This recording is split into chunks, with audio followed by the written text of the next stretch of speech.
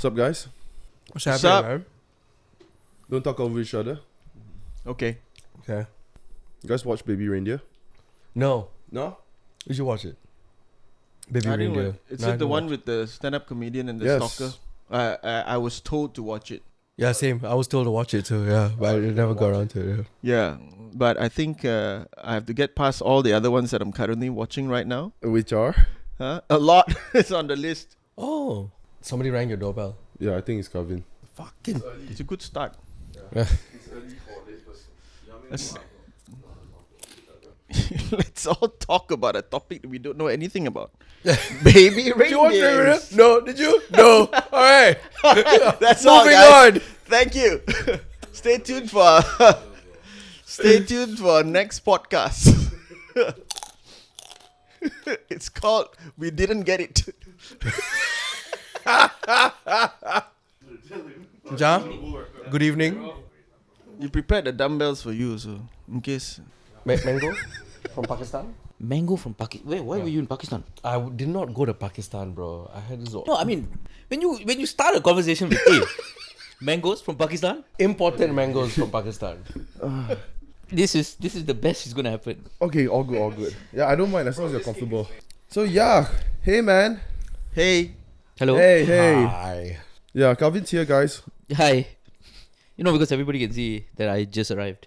Yeah, Yeah. I will make it seem like you just arrived. Okay, Yeah, which you just arrived. I did. Yeah, so Calvin, how are you? I'm okay. I'm alright. Mm. Like that lah. Did you like the what? Did you see what happened to Trump? Yes, I did. I don't know if I like it. No, Like, no, I did. Sorry. That's a weird question. Like, do you like what happened to Trump? mixed feelings, you know. You know who didn't like it as well? The guy who shot him. It's like, damn it. I mean, he can't not like anything anymore lah. The shooter is dead. Yes. They shot him. Yes. The Uno reverse card already. Okay. Apparently, they said that the CIA, is it CIA? Secret Service. Yeah, Secret Services. They already knew that he was on the roof there. I think it was like 130 meters away, and he had was obviously targeting the president, but they couldn't. They were not allowed to take action until the person fires first. Yeah, because I think it's something to do with freedom of speech, right? Is it? You gotta let them talk first. It's like, wait, you're wrong. And the Second Amendment Which is? to right to bear arms. Yeah. So it's like, oh, he's holding it. Maybe he's A just bear. using the scope to watch the whole thing. Yeah. But No, but yeah, I thought that's fucking weird, dude. That you can't take action first. How does that work? You know? So how you let the guy fire the bullet first? I think this is all things that are coming out later on, which I don't know whether it's corroborated or not, or whether it's true or not. I don't think, like, they can see the flirt there, they'll be like, let him shoot first. Like, Yeah. a bit dumb, right? I mean, that's what they said, that was the protocol, you know? It's strange, you know. I mean, in the meeting room where they set all these rules, right? Like they knew that a president, at least one, has died and a few was shot at, and that is the rule they come up with. I mean, that has something to do with the NDA, right? With the people controlling the guns. What's NDA? That's NRA, bro. NRA. Oh, NDA is the one that is the thing we're supposed to sign before doing the podcast. Sorry, that's the NRA. Yeah, that's right. What does it stand for? I'm not sure what's the. National Rifle Association, yeah. So pistols is a different association. Does it apply to everything like US does? Like, do they have to wait for other people to fire the first shot in other countries before they react? That's That's a good question. I mean, to my knowledge, okay, now I do not have knowledge on that. Yeah. okay. Yes. Wait a minute. I have none. No, but I also want to see where it went with your knowledge. I haven't listened to enough podcasts to give a view on this subject. Yeah, I haven't been to America enough to give a view on this, but at the end of the day, I mean, shot the year, which is very good shot, by the way. If it was planned. If it was planned. He was aiming for the year, damn He good. damn good. Yeah. Damn good. If he wasn't, then no. But they said that he moved when the bullet was fired. Right when the bullet was fired. He moved. Yeah. Why? I think it's natural when someone is alive, they'll probably move. But then where did the bullet end up?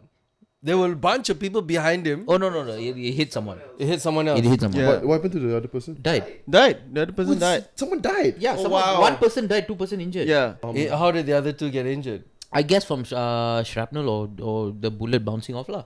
What, it hits that someone and it bounced off? There's been 5 US presidents that have been assassinated, by the way. Attempted or No, successful? But he's not the Fascinated. president, huh? He's That's not a crazy, president. right? Well, he's Trump's a not the former president, president. he's running. Yeah, that's why So is it including Trump or not? No, of course not. Okay. Yeah, because he's alive. 5. Yeah, that's crazy. Right? Yeah, I and mean, yet, they still think that, the right to bear arms, which is a very, very... No, I mean, look, if they are worried about the 5 presidents being assassinated rather than the children being assassinated in the schools, then maybe, let them. dude, that's actually crazy, man. So in their constitution, it says that, that they can bear arms, but in certain states you're not allowed. Is it? Do you all know about that? No. Okay, No, so, or in the whole of America, federal law is that you can bear arms.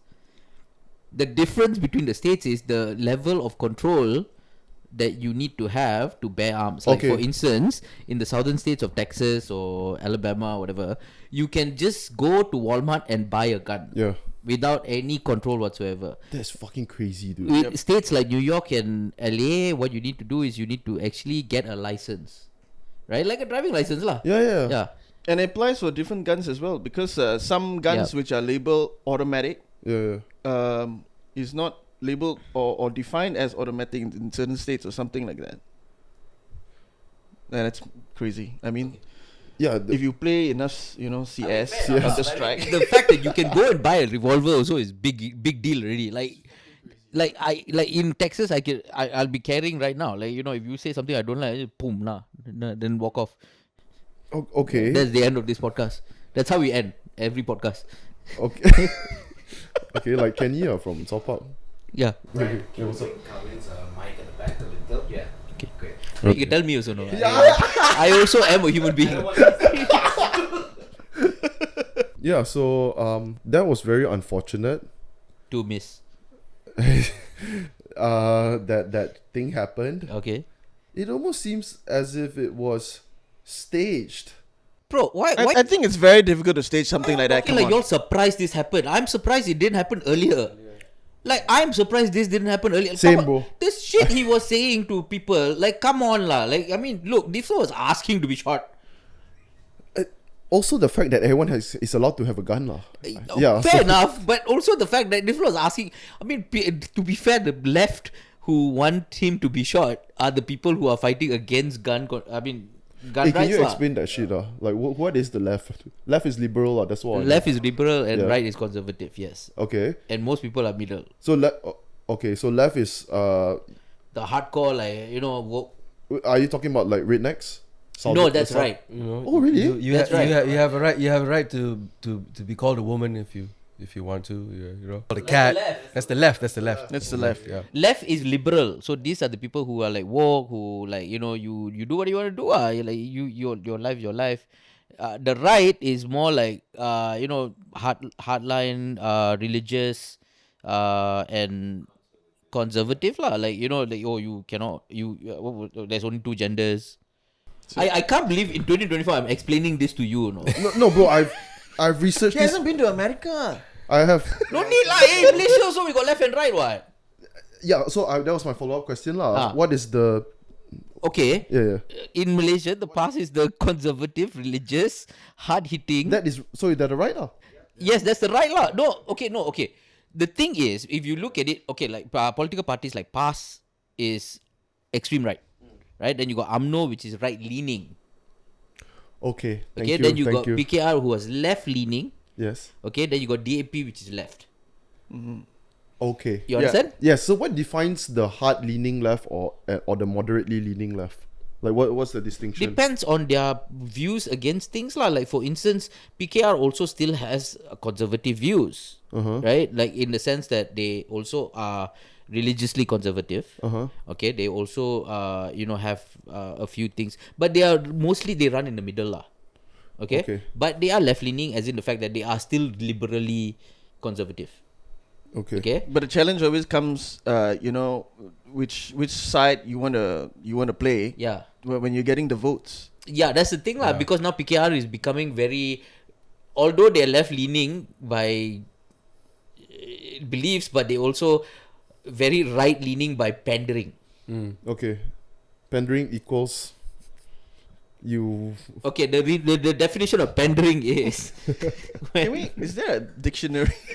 yeah, there's one next to you. Bro. pandering is when they like when the right suddenly like make noise, they say okay lah, we follow. Okay. Okay. Yeah, thanks for explaining No all this worries. lah. Yeah. Wow. It's great. 2024, no guys. Yeah. Yeah, no, I don't know much, man, about all this political shit lah.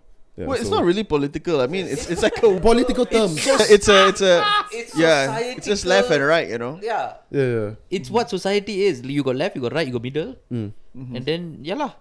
But where are you, left or right? That's the thing. I don't know.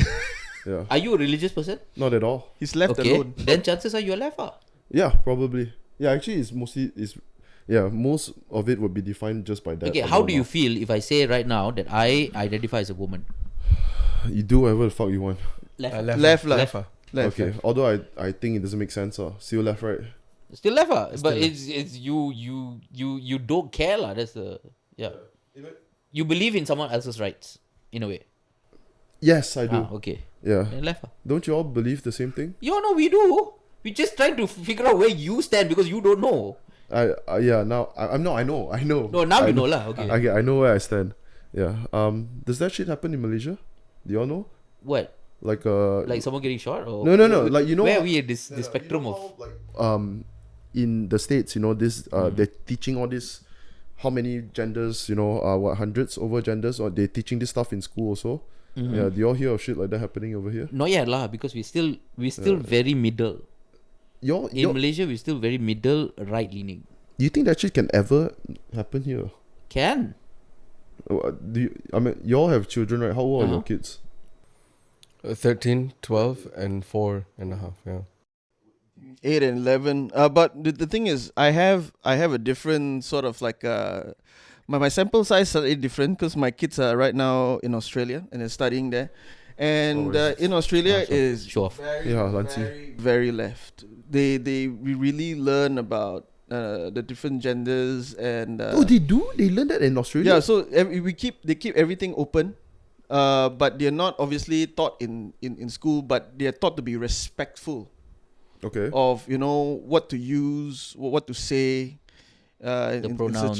the pronouns and so on. So that's very nice. Okay. But we've basically gone past the local sekolah kebangsaan, the whole mechanism, and I don't remember a moment where any of such things were brought up. Dude, in our time, no lah. In our time, completely But nothing. now also, No lah, not really lah. As far as I know, my daughter in school is KBSM. It's you are male, female.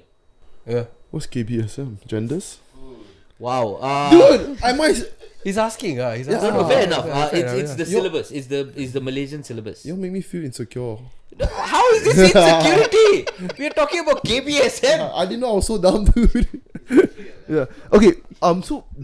So you know how people, like, let's say they're teaching this shit in the schools, right? And then people they have a problem with it because they think that why does the school have a right to introduce this sort of new genders and confuse the kid? It's not the schools that are introducing the new genders. They put it in the curriculum. Yes, but it depends on the state also. Okay, in the states also it's like that. In Australia, it's kind of federal, but it's about respect. It's not saying that you must be this. No, it's about like look, if people want to do what they want to do, you just let them lah. Yeah, good luck with that. Good luck with that lah. That is their problem. You don't have to judge other people based on their choices. Yeah, and worst of all, confine them to whatever definitions of genders it's already pre-existed. Because right now, obviously, those lines that were drawn previously, everyone is like redrawing it. They're slowly discovering themselves. Voices are heard much louder, and we now know that almost every gender is to an extent fluid. We can again, you're a guy, but which side are you leaning towards? Some can be like hardcore, the testosterone like strong type of guys, but some like to be identified as a bit metro, a bit stylish. I mean, I'm a man's man. In some sense, That's it. That came out wrong. I'm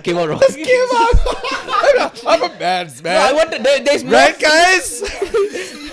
There is more to it. I just couldn't because he's still continuing. You see? The thing is, yeah, sorry. So Okay, they can be Kavin. seen as effeminate, based on the stuff they wear and so on and so forth, which again, wrongly defined. Okay, I guess what I'm seeing, right? Like, so what I see on YouTube is probably the extreme side of things where the kids are identifying as animals, and then they just start barking and Furries, stuff you like mean? that. Yeah, are they called furries? Yeah. Yeah. So I'm seeing Like some. you know a lot. Huh? That's the worrying thing, right? Like there's one dude in Japan who completely transformed into a lassie or something like that. No, lassie is, by the way, a very, very A border collie, a dog. the most intelligent dog in the world. What, Lassie alone or the border collie? Border collie. I have lassi at the Indian restaurant the other day. Was it a mango lassi or was it just a normal lassi? the normal Okay, one. fine. The furry lassie. No lah, I mean look. Okay, so no, my question is for Chihuahua. Since you said Okay. that your kids are actually learning this, We're not learning, but they are taught to respect everyone, which that's great. everyone regardless of what. I mean, they come from Malaysia. And in Malaysia, sadly, in their schools, right, they're saying that, you're gay, or they're telling them like, hey, that's bad, I've got lots of friends who are like that, and you're disrespecting daddy's friends and so on and so forth. But it's also at the same time very difficult for me to teach them, because I think when the definition of to teach them what? teach Sorry. them about being respectful is very difficult, because on the one hand, they already have this idea that if you sway from male, female, whatever, you are considered negative already. That is something bad if you become this or you become Do they? that. Oh, okay. Yeah. But where do you think they adopted that from? From friends, because they learn straight away from friends. Like, there's something bad. There's something bad. Like, it's kind of difficult. Yeah. To as a parent to kind of redefine them, try to basically tell them how they respect that. There are a lot of people out there. They are really. We are all humans. Yeah. There are many types, and we have to respect. I mean, that. I'm having the same problems with my son, from teaching him how to use language properly. It's basically this is the use of language, and it becomes a problem when they talk about these things, about gender, about sexual preferences. It becomes a problem when the language sounds discriminative, discriminative language. Derogatory as well. Yeah. So Can you then, give an example? like That's them fucking gay. Yeah. Yeah. What do you think? What do you think a gay person should do? They should go and die, like that. Also, Yeah, things like that, also yeah. it comes from a previous generation as well. Like like us and our parents' generation, where being gay is wrong. If you're gay, people get sad. People like why must send Was our parents' generation like that? I think it's Yes, different. my I parents think was. I think very quietly, right? We did without saying it outward, But regardless of whether we say it's wrong or right, there shouldn't be any discrimination towards a person with such tendencies, because whatever it is that person is going through, that is a tribulation, that is a test. And it's very hard for them to deal with it in society where it's not built for, to have to live in such a way, So you gotta show some compassion. In other words, that's it. At the end of the day, who are we to judge, lah? Who are we to judge? I mean, listen. If you are religious, then religion says, oh, you cannot be like that. But then who are you to judge? Like, if let's say lah, for instance, if you know of a Malay friend who tak puasa, right? Would you go like, hey, how dare you, blah blah blah, God will punish you? Hey, it's up to God lah, right? I'm not Muslim, so I'm it's just not, saying it's not lah. my job to do that. It's called an example. So as the only Muslim here, Yes. yeah, the actual, so like you have to separate the religion from the ego of religion. So things like that, when you say he's talking about things that is not the religion itself, that is the ego of the religion. So that there's something, when you talk about the negativity of religion, usually people talk about the ego. So that is usually derives from the ego. Like, you go out and you see somebody, hey, what are you doing? You're not supposed to do that. That's the ego. the actual religion itself is you by doing that you are turning that person further away from religion. Oh, okay. Because I don't know. From what I've seen, lah, and when I say what I've seen is just those people commenting, lah, which I don't know how much how much to actually believe what they're saying, but they're saying that is for Muslims, right? They have to, is their job to go and advise people or blah blah blah to, like, let's say, like, There are ways to do it. There are ways to do it. There are ways to do it, and obviously, by naming and shaming and using discriminative language is definitely not the way to do it. Got you. Yeah, now that makes a lot of sense. Yeah, because I straight away think about, like, what people did to Sajad, and then they kind of just like bashed her until, because they felt like it was their job. They're supposed to be doing that shit. Yeah, so Yeah, okay, but it went above the fact that calling her names and calling her whatever, it became physical abuse also. did it? It did, in a way, because they started, like, it went out of social media onto the real, like, when they see her on the street, they really? give her abuse. That was fucked up. So man. yeah, which is why she ran away. I mean, to be fair, Okay, that is fucked up. I mean, dude. she did what she did lah. Yeah, I'm happy for her right now, man. Well, what really pissed people off was when she was with the in the ladies section in the masjid in Medina.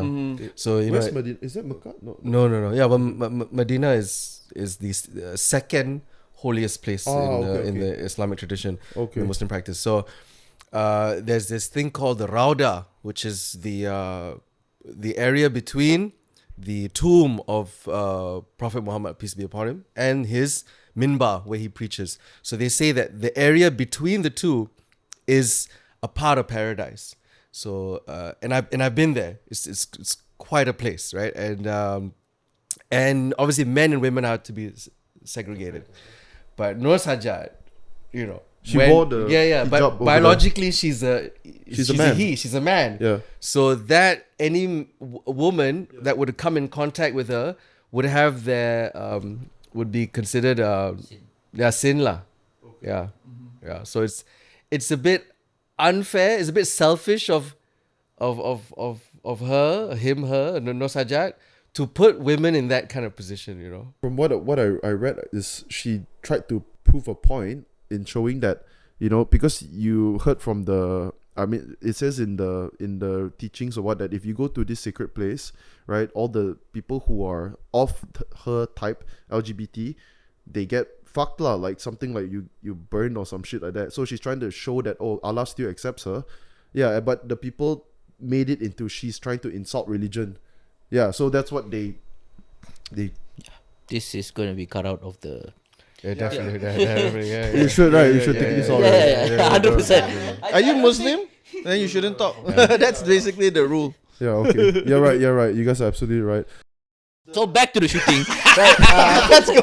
Let's go back to the Mango, anyone? So also, But it's from Pakistan. I mean. So yes, back to the shooting. no. So I just heard from Chiho that you're not with Fly FM. When did you leave, dude? Dude, I left like last year. Actually, January. Is it? Yeah. Okay. Yeah, no, I did not know about that. Yeah. Last time when you came, you were still at, when you did the podcast, you were still at Fly FM. No, I think that was before. Is it? Yeah. So you were there for just a couple of... 1 year. No, then it can't be before. Was it last year I was here? Yeah. Okay, fair enough. Then I was lah. Yeah. Yeah. Okay. Well done. Yeah. Why did you leave? No, I wanted to focus on doing stand up, and I couldn't do that fully while still being on radio because I can't travel. I can't do anything outside of Malaysia. So I decided it's one of those two lah. So I chose stand up, which is my first love anyway, to do. And like I got to travel to Canada, I got to travel to China, and now I'm going to Edinburgh. So all that things I get to do lah. Do you happen to watch Baby Reindeer? Yes, I did. here we go. He said at Edinburgh, right? So I thought about Donnie Yes, Dunn, yes. right? Yeah. You guys never heard of Donnie Dunn? Heard of, yeah, but never watched the show. Yeah. Never sorry. heard the show. No, his real name is Richard Gadd. Sorry, Richard Gadd, yes. Yes, Richard yeah. Gadd. Donnie Dunn is the character in the TV, yeah. Yeah. Do you manage to catch him when you were in Edinburgh? No. Oh, all right. No, I don't think he does. Richard didn't get. I don't think he does. I don't think he does stand up Stand up? No, he doesn't. No, I think he's a writer now, right? But I heard that the stuff that he does is like really like outside. It's still comedy, but he would do like stuff that he would not He appear. uses he uses a lot of cosmetics. He would. I heard a story where like he would do a show but not turn up for the show, but there's a TV in front of them, so his performance will start from his house or something like that, and will perform everything while walking to the show, and the show ends when he arrives. Stuff like that. It's still kind of comedy, and Still and he kind of comedy. Yeah. and he would I mean, if he's stuck in a traffic jam, he die. and he would Show finish late. Bombing. stuff like scripts given to the audience, so they would read out the scripts in like sequence, so that is the show. So it's comedy, I guess. It's It comes in all very forms. anti-comedy lah, in a way, right? Like how not Truman, sorry. What's that? The guy that Jim Carrey played. Andy Show? Kaufman. Oh, Andy Kaufman. Kaufman. No, because I was thinking of the Truman Show, which is not the movie I'm thinking of. Is the other one, which is the Man on the Moon. Did you guys see the documentary about Jim Carrey playing Andy Kaufman? Yes, That was awesome, man. Yeah, that was good. That was Yeah. dope. the fact that he Yeah. had to become Andy Kaufman. Yeah. And then the Pissed at- the family members wanted to have a moment with him inside his van, just because they wanted to reconnect. Yeah, With the old given Andy. the scary. congas and all. That's scary. Yeah, man.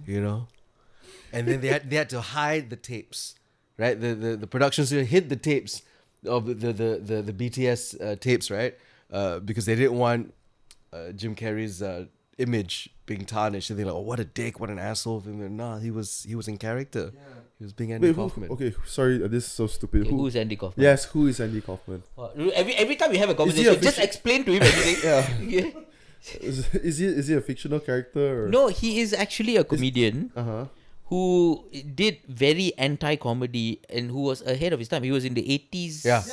So what he said was, when he mentioned a character, it's kind of it's like in between. You do not know whether that is him Oh, it's a or character. is he playing a character constantly. But he's in his act, he's known to play like one very popular character. I'm not sure what his name, but it's that guy. He's like an MC guy who sings like really really badly. Right. And the guy was his Tony name- Clifton. Tony Clifton. Yeah, What are you yeah, doing there? yeah. You look really ugly. Get on my show. Like stuff like that. So you do not know which is which. You can't really pinpoint, and that is the type of a comedian Andy Kaufman is. Yeah. We kind of do not know, and that's why. Till the end, also Like- no one knows. Yeah, Till in the comedy world, he's so like He- well respected. like, dude, yeah, dude, comedians it's like- love him. Audience don't know how to feel. Yes, Do, do not. do you know what method acting is? Yeah. So Andy Kaufman was method acting throughout life. Yeah, Okay. like without purposely method acting. Yeah, without Yeah. doing it, without intentionally doing And, it. and, and That until is today we don't know. crazy. It's some cerebral shit. I think for me, he is very close to the definition of a clown. Like if you see clowns out there, you really do not know what is their life without their makeup. Without their makeup. So is he constantly like? Do we see the clown constantly outside of life and when he's on stage or what? We don't know. So he's literally by definition a real comedian, but I think. It's just bad that I think he's just way beyond his time at that point. Yeah, but the problem is even now he's way beyond his time. even now. Is he still alive, or does he still perform, or what? Or is he done? He's dead. Dead. Dead. Oh, It's dead. Supper Andy Kaufman. Kaufman died, died. Yeah. Dead. okay. Or so we think. Or did he die? Or did Is he he just die? one of the characters? Yeah. I just He's saw, actually you. No. Yeah. I just saw a TikTok video that says Michael Jackson is still alive. Was it Michael Jackson in the video? No, so there was this. Then cannot lah. No, there was this other dude that they showed. Fuck, I can't remember, but he looks a lot like Michael Jackson, and they said that he didn't die, and then this guy just magically suddenly appeared in the headlines after Michael Jackson died. No, I think because at the end of the Andy Kaufman movie, right? Remember, Tony Clifton is still doing shows, and then all the people that you would impersonate Tony Clifton are all there watching. So that was the last bit of the movie. So that makes you think, like, is he really dead, or is this still the prank still going on? Yeah. So wait, the Andy Kaufman movie is a movie Andy Kaufman made, or is the Jim Carrey played that movie? Jim Carrey played that movie. Yeah, that movie was made after he's supposedly. No, it's No, called the The movie Man is on the called Moon. Man on the Moon. Okay, got you. Yeah. Yeah, go and watch it. Okay. Go and watch it. Yeah. And It's, then, it's very trippy lah. it's very trippy. That's the best style of films, or Yeah. okay. So now back to the shooter. Right. Mango, going back anyone? to that. Mango? You want mango? Mango? So, So how's the comedy landscape in Malaysia at the moment? shit lah, don't need. Well, I'll say, yeah, it's still pretty flat lah. No, the problem is we are not given the opportunities to progress as an industry. Are you okay? Yeah, I'm okay. Okay. We're not given the tools that we need to progress as an industry, because at the end of the day, if we want to grow as an industry, what we need is one comedy club, a few comedy clubs actually. Two, we need more comedians to kind of want to do this thing. Mainstream channels accepting Yes. it into Yes. their program. Yes. Which probably won't happen now Yeah. because of some stupid comedy club. You know, I did.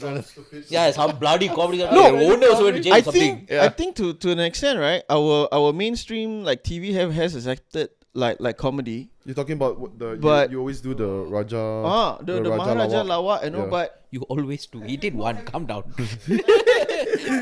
At least I knew you did. we've all been in it. You've been in No, it. no, Gelak Gempak, Gelak Gempak, yes. So basically, I did MLM also. M&M, and we are basically governed by the TV rules. Yes. Yeah. But I'm not sure whether Mm-hmm. the rules that I experienced when I was in the more recent one, 2021 one, is the same as you guys, you know, because we went in there and they were giving us rules, you know, like you can't do jokes. That's one rule. You can't do jokes Full stop. with yeah. You Can't do jokes. you can't do jokes with double meaning. Yeah. No. I don't. Yeah. But what is that? I have no idea. I don't have no idea. They don't know. So what does that mean? They don't know. Almost every joke has double meaning. Dude, I swear to God, there was one that said they said you cannot cross dress. Okay. Right? Yeah. Everybody cross dress. Yeah. And they still, And it's they're still like, okay. Okay lah, what to do? Yeah. And the argument was, this person cross dressed from a guy looking like a female, but he didn't say anything. Something like that. All right, and didn't say or do anything feminine, and therefore this performer didn't cross dress. Yeah. And we would try to argue against the rules, but this team should be Clearly. out. If like how do we? Yeah, you tell us not to cross dress, but you didn't define the rules properly. We do not know the dimensions of the. Was it the of the so no rules. one in your team Yeah. cross dress? No. Someone Yeah, else. Someone else. No, the rest of the thing, because we were given the rules directly, Yeah. was like no cross dressing. We were like, that's fine, stand up, no Yeah. cross dressing Yeah. anyway. Yeah. Yep. Right? But then, like, you know, there was this one, the team, Bollywood team, right? Mm-hmm. Every single team cross dressed. And You even mean every single member? Yeah. not every single member, Yeah. but every single team, they had one member who cross dressed lah. They had Yeah. a cross dressing thing, and then also they had blackface, which was Yes, I saw that one. That What the too. I fuck? mean, oh my goodness, we do not know what is what now. I mean, you Yeah. set all these rules, but these rules only can be applied outside of comedy. It's not inside comedy. So did anything happen to those people? Like No, did they get no, No. that's the worst part. Nothing Because happened. people who watch it didn't find it offensive. That's the most That is my best guess. No, but it's you when you give us the rules, and then when people don't follow anyway, and then they were like, yeah, it's life. We can't Let do me anything let me about tell it. you an inside story. As just so basically we were just in it for until like the 4th week. I think the 2nd week or something like that. Somebody cross dressed and we were going against. Hey, this team should be out.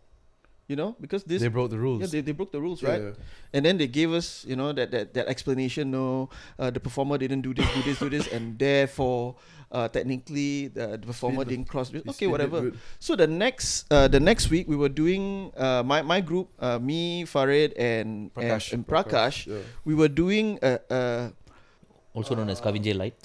so we were doing a sketch. Kavin Jay like A sketch where 3 guys wearing like Hawaiian shirts were going to the waterfall during COVID time where it's banned, you know. So basically that's the joke. And then one of the many producers, they asked us like, so what?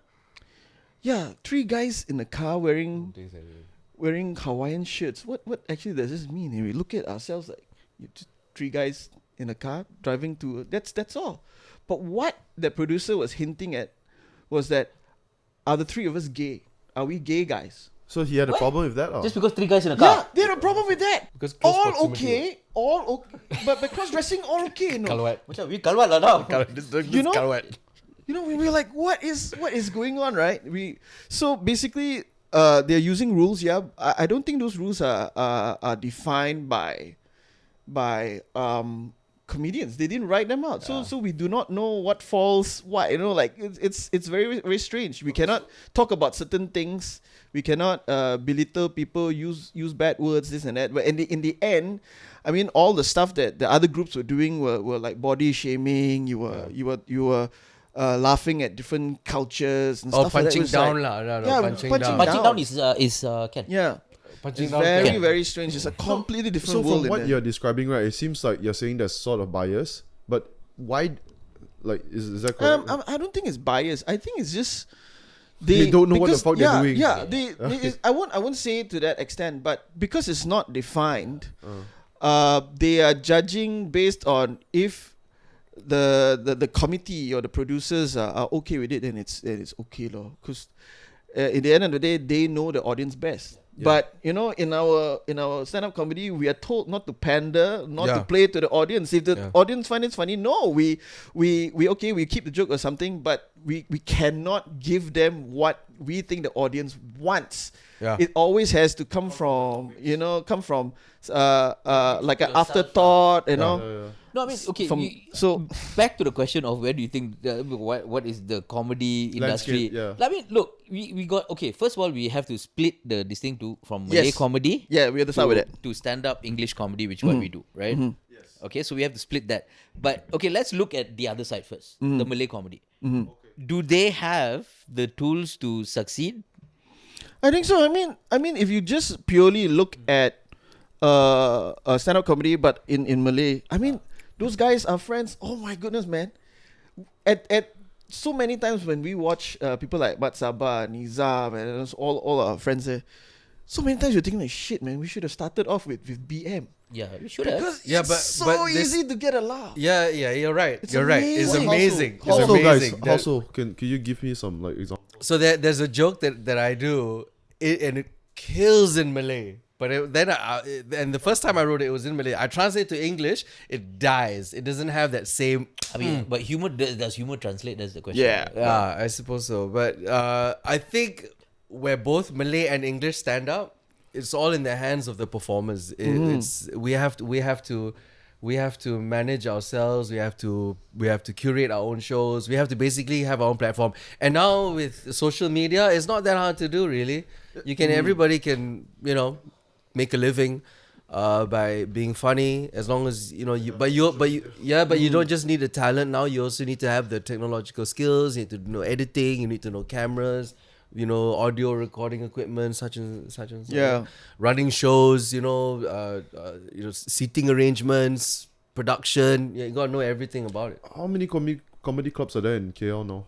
Just one now, I guess. One. The- KL Comedy Corner. KL Comedy. Well, it's not in KL. It's not in KL, it's in Sunway. And it's not even a corner, it's in the middle of the bloody...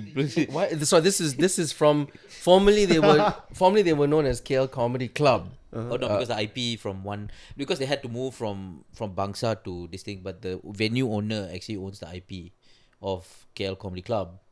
When they couldn't use the same name, so therefore they had to change it to KL Comedy Corner. What's the owner gonna do with the IP? Saya tidak terlibat dalam kes ini dan saya tidak tahu. What happened to Haris Club? Who? Harith. Harith. Harith Club. Okay, so Harith Club, the Joke Factory. Yeah, it changed, right? He sold Did a it. very he sold, smooth exit strategy. So he sold it That's what I to call this it. Singaporean It's a very company called Tin Group. Tin Box. Tin Box. Oh, yeah, Right. yeah, So they okay. changed to Simply Comedy. Yes, by Tin Box. Yes. They didn't do very well. They had free shows, Yeah. but still nobody came. And then now I like what you called it. What did you call it? simply empty. Simply empty. No, I mean, look. At the end of the day, They're counting I got nothing against them. The venue is a venue. I wanted them to survive. Yeah, The only problem is I don't think they handled it well. I don't think they had the right people to handle the marketing, the lineups, whatever. But at the end of the day, it didn't succeed. Now they changed again because now that place, the Simply Comedy area, is now a mama. Oh, really? for real? Yeah, for real. Oh. But it's still owned by them. The stage is still there, dude. It's They like can all go up there. Okay, who ordered the? Technically, yes. But then they moved the shows to Simply Jazz, which is a very small venue. Seats about 30. It's a jazz club. It's a jazz club, but not really a jazz club. That location was flawed from the very beginning. Nobody that room would only fill up. Where's the location? Publica. Oh, yeah. It was flawed from the very beginning. A shopping mall location for a regular scheduled comedy venue. It didn't work from the very beginning. Because It worked only when you or me or Harith or Douglas or somebody who has a following would put on a show, and then their followers or people would talk, and then they would fill up. But as a regular running place where, if you pop in on Tuesdays, they have new material night. If you pop in on Thursdays, there's improv night. People would just turn up and not know what to expect. It didn't work out. dude, so I mean, for as any comedian, right? You guys would agree that the more comedy clubs, that's just better for the industry, right? It is. Of I mean, course. look, there's More more venues places. better, But then yeah. a comedy club cannot survive on Malaysian comics alone. We cannot. We there is no way we can have. There is 13 or 15 professional comics in Malaysia, right? Right, correct. 15. Yes, 15. Very generous number. No, 15. I include. Okay, the three of us, obviously, right? We got Douglas. Okay. We got Harith. Okay. Okay, and then we got Jason Jason Leong. Jenhan. Okay, Yeah, and Jason Jenhan. Jenhan. Then we have Papi Zach, Okay, Neto. Neto. Okay, Joanne. That's 9. Neto- Joanne. Joanne. That's 10. Okay. Shamin. That's 11. I would put Kiran in there. Nizam. Okay. But we're talking about people who make a living. Make a living on doing stand-up. Mat Sabah. Mat Okay. Sabah, his left and right also. It's in middle. Masaba. Okay. Let's put Masaba in there also. 12. Okay. No, 13 already. Yeah, You put plus Kiran Kiran. lah. And then Kiran, you might as well count Prakash and Brian. Yeah, Prakash too. and Brian lah. 15. But Kiran still lives with his mum. I think his mom lives with him at this point. So does Brian and Prakash actually, right? Don't they still live with their parents? Yes. That is not a definition of professionalism, But Neto bro. also lives with his See? Correct. Ah. Correct. Terrible. I mean, independent lah. You are looking, you're taking care of yourself. You're paying. You can choose to live with anyone. It's Yeah, a source yeah. of income. And to be fair, Neto has been talking about buying a house for like 15 years already. So the prices go yeah. up. No, he keeps buying something else. You see, you know what I mean, right? Hey, we're forgetting one more fella. Who? Gajen. Oh yeah, 16. Oh. 16. 16. Okay, you guys are talking about comedians from your era. What do you think about the newer ones? They still got a long way to go. Who lah. are the ones? They still have a long way to go. I mean, like, okay, we got the Hareshas. You're talking about like no lah. I mean professional. Hindra, yeah, I know. I would put Hindra in there. Actually, you know what? Hindra now falls in the in working comics. no, already. do you see? You see the Hindra is passing me jobs, you know. He's passing me jobs. He never passed me anything, bastard. Working comic, but also at the same time, he's also got like a day job or something like that, which is very sad. I think someone like Hindra should really just invest 100%.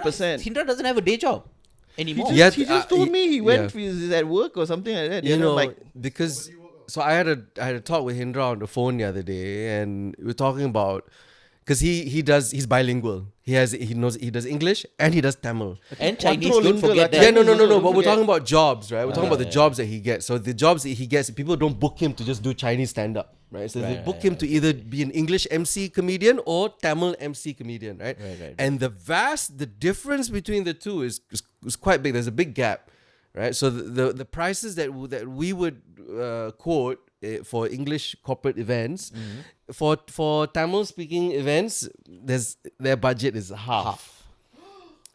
Yeah. So I was talking to him on the phone. I told him how much the market value is for working stand-up comedians, right? And then he laid it to me like, Cha, these Tamil companies all, and he gave you a whole background. I was No, like, okay. they probably have the budget, you know. But they're very good at hustling, is it? Indian people lah, macam they crabs in a bucket. You understand? You see, price very high. You bring down. Thank goodness he's here to say all those things. I'm about to say, Go on. carry on. Face all the camera to you. People, hey bro, why? Hey, how much I have to pay you? What? How much? No need. You know what? We'll put some bloody the YouTube video on top. Fine. Yeah, even and actually even the Malay market as well. The Malay Tamil market, their market rate is half of what you Actually, would no quote. lah. If you talk about it, look, if they want to hire Nabil, they still have to fork out like 15 grand. So right, to actually, be yeah. fair, I mean, you know, it depends on how big you are as a comic. It's good that as comics, what we did, the first thing we did was get together and say, this is our rates, all follow. Yeah. Yeah, and we did that, and until today we And still there. and give credit where it's due. This is because of Harith Harith and Yeah. Douglas, and Douglas. Oh yeah. How long ago was this, man? You all had this conversation? or- Dude, yeah. We were a couple of high fives and a beer. 2000, yeah. 2000? 2009, no? 2009. 2009? Yeah, easily. Yeah. What was it about? Remember we had that big meeting? Was that In Harith's house. In Harith's house. Yeah. 2009. Yeah, we were all like doing once a month open mic, right? And Yeah, I don't know where it's going. Yeah. Yeah. and then we needed to like, okay, so just so you don't Yeah. fuck No, up, he asked us. He asked us straight up, like, how much do you charge for corporates? We were like, couple of beers. couple of high fives. Couple of high fives. A handshake. Yeah. And he was disgusted. No, and he was like, look, what you all need to do is you all need to make sure that you all, you know, keep your Everyone's consistent value. with- Yeah, everyone's consistent. Okay. Yeah. And I think there was one point also I think there were some companies trying to sell comedy shows to advertisers, because at that time, like a open mic at that time where it was like just once a month, or after that we progressed to twice a month. Woo! You know, we had like 100 people, and it's a norm, you know. Yeah. It's a norm. 100 people would just turn up. We don't need to struggle, like selling tickets or whatsoever. So Wait, when was this? Sorry? It was back in 2008, Early 2010s. 2009, Early something like that. 2010s, yeah. So there were actually some shows where people like trying to the organizers trying to sell ads, like, you know, okay, we will get a big name sponsor to sponsor the show, so we'll rename this show to this. And I think at that point we were trying to lobby for like a minimum wage thing for any comics that go out, because that time we don't have 16 working comedians, you know. We have like a handful, like literally And no, 5 that time people. also was a few. Like, you know, there was the obviously we were there. Jen Han, Jason. No, before Jason, bro. That same list minus Brian, Prakash, Kiran, Hindra, and Gajen. No, Gajen. Handful lah. Like, Yeah, about 9, 8 or 9 10, lah. Yeah. at the time, so So that's how much the comedy scene has grown from like just a handful more. It's like one a year. Yeah, pretty much. Yeah, that one a year. Yeah. So we were asking for minimum wage, like, you know, when you step up on stage, the minimum should be 250. We're like, wow, 250, man. Yeah. Woo. Did it work? No. No, because now we still get 100 Now bucks. we're like, you still get, yeah. No, but the $100 is not doing a private event now. It's doing a show. No. Private a event show. different. A Yeah. corporate event is different. This is when, you know, like for instance, let's say I want to some guy wants to create a comedy show in his bar, right? And then he needs an opener, he needs a host, he needs a headliner, right, to do the show. Then he go like, okay, tell you what, opener gets a high five, right? The host maybe gets a couple of beers, and the headliner, bro, I'll give you $100, bro. Woo! 100, no. Yeah, and the worst part is most of the time we will say no, we want more. Yeah. Then they will go to the open mic pool, and they will be like, oh yeah, a handshake, really? I'm down. Oh, they actually did that. Yeah, they will do, and then at the end of the day, will the show be good? So the quality control was non-existent now, basically. Yeah, so by the time they got back to us, right, normally these places already closed down. Yeah. So they didn't survive, like, so they never got back to No, us. but most of the time, what happens is they always look at comedy as this magic potion that will revive a venue. Yeah. Yeah, their venue is dying. Nobody's coming. Tuesday night Yeah. very low. Bro. They are making loss. Let's put a comedy show and see Yeah. how Because it's so cheap. At one point, and it's easy as well. It is easy as well to set up just a mic and a few fellas, And right? also, it's easy to find you guys, and Yep. like you said, it's just cheap, right? And at one point, right, because last time I used to get a lot of like inquiries. Hey, we heard that you know some comedian friends. Can you get them over to our pub? My reply is at one point it was like, why? Your place closing down, is it? Oh, don't say that lah, bro. Don't say that lah, bro. Okay, I come check it out, Raki the place, blah blah blah, do some goodwill shit, and it ended up like those places are not right for comedy. Lots of all that. Okay, talk about what is a venue that is right for comedy. No, there is no such thing as a place that is right for comedy. Yes, of course, there is layouts. Layouts, I would say layout. Layout. It's like these places, right? Got two snooker tables in the park where they sit down, bro. There's only a tap in front of the stage. Yeah. No, the thing is, look, I would have to say that, look, we can have our ideas of what is the perfect place for comedy, but there's been a lot of places that has been completely wrong for comedy. Has been very good. Yeah. Like Zouk Underground. Yeah. Right? Velvet Underground, when we first saw it, we thought this will never work. Never became the best. That became our guide. Wait, which years was this?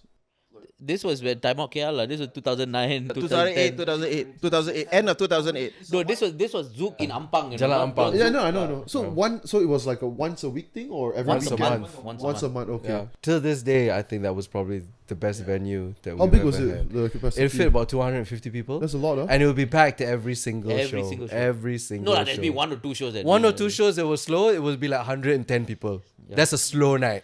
Yeah, we also be like, oh, Yeah, 100 people. yeah. Now 100 people.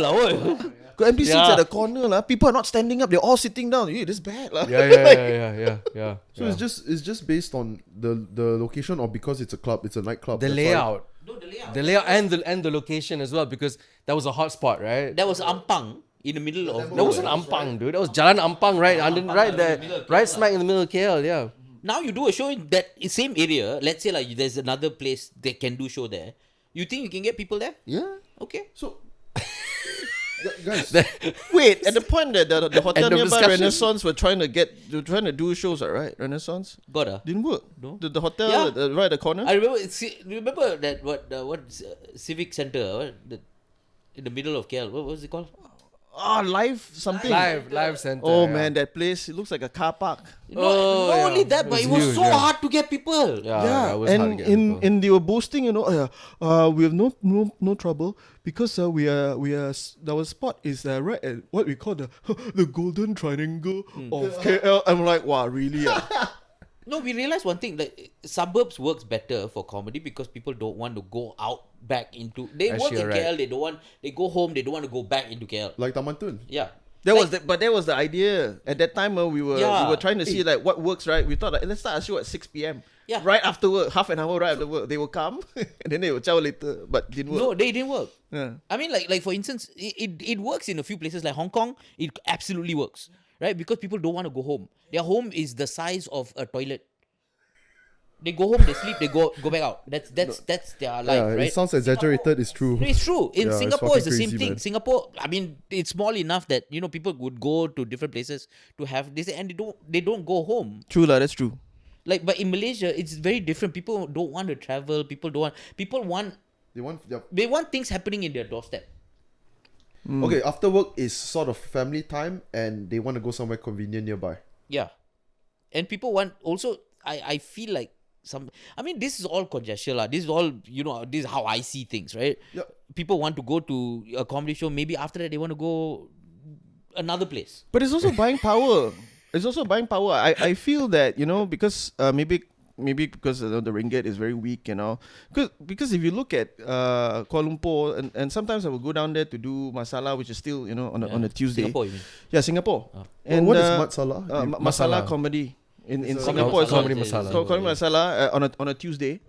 And in Singapore, so it's at a place where a lot of pubs, on a Tuesday, they no problems filling up bars, people are drinking everywhere, this and that. I think it's because number one, the buying power is very strong, and people don't mind spending a bit of money after work, right? But over here, the best way to save money after work, go straight home. Because there's leftovers, mother cooking, maybe something Netflix. like that. Netflix, yeah. That also pirated. Oh yeah. That bad. Family plan. But can I borrow your account? Guys, to my observation, right? I actually thought that there's more right now. it seems like there's more venues than ever because there's more pop-up shows than ever. Is that true? Yeah, when you say venues, you mean like Like a pop-up show venues? Then yeah, definitely. So there are a couple There are of more pop-ups right now. yeah, there are more pop-ups now. So which There's two lah, line up and just jokes. Just Jokes. But these are Just Jokes, I would say, is like a byproduct of Crackhouse. So the guy who runs Just Jokes actually used to work at Crackhouse. So what I think what you know what we can all take into comfort into knowing what purpose Crackhouse served was it did set the template or the standard of how any open mic or small club comedy live comedy show should be run. In terms of the layout, in terms of the way the host runs the show, the way they organize the lineup, the time management between all the acts. If it just whenever I go to a Just Jokes show, I feel it's all the echoes of Crackhouse in there. So would you say Just Jokes is doing well? Yeah, Yeah, doing very great. well, because and very they're well. picking they're picking really nice unconventional venues. Yeah. Unconventional in a sense, unconventional for live shows, but still comedy conducive. Where they make sure that there's nothing obstructing no obstructions from the stage. The sound system is good. People are all sat shoulder to shoulder, not your table here, your table here, your table there. Everyone's bunched up together, which is the ideal layout for a stand-up comedy show. And the reason why they are not they, I mean Maya. It's like three of them. There's Maya, Zol, and one more fella. I can't remember. Zol. Yeah. He works as a team. Fatah, you mean? Huh? Fatah. Maybe, I don't know. But I know that he's not alone. He's got help. Okay. Yeah, because he learned from someone experienced. I mean, he learned from being in the scene, which is very small, which consists of the three of us, whether they were doing shows at Crackhouse or... Fuck, that sounds so sad when you say it like that, man. But it's... You have the comedy scene right here, bro. Yeah, I have it here. Yeah, we pretty much have it here. Yeah, minus a couple of... If something happens, the comedy scene gone. Yeah. I think there was one point where I think sometimes when we go to Penang, when we used to do shows in Penang, we drive up there, right? I actually was thinking like, I feel much safer for the comedy scene if two cars go up.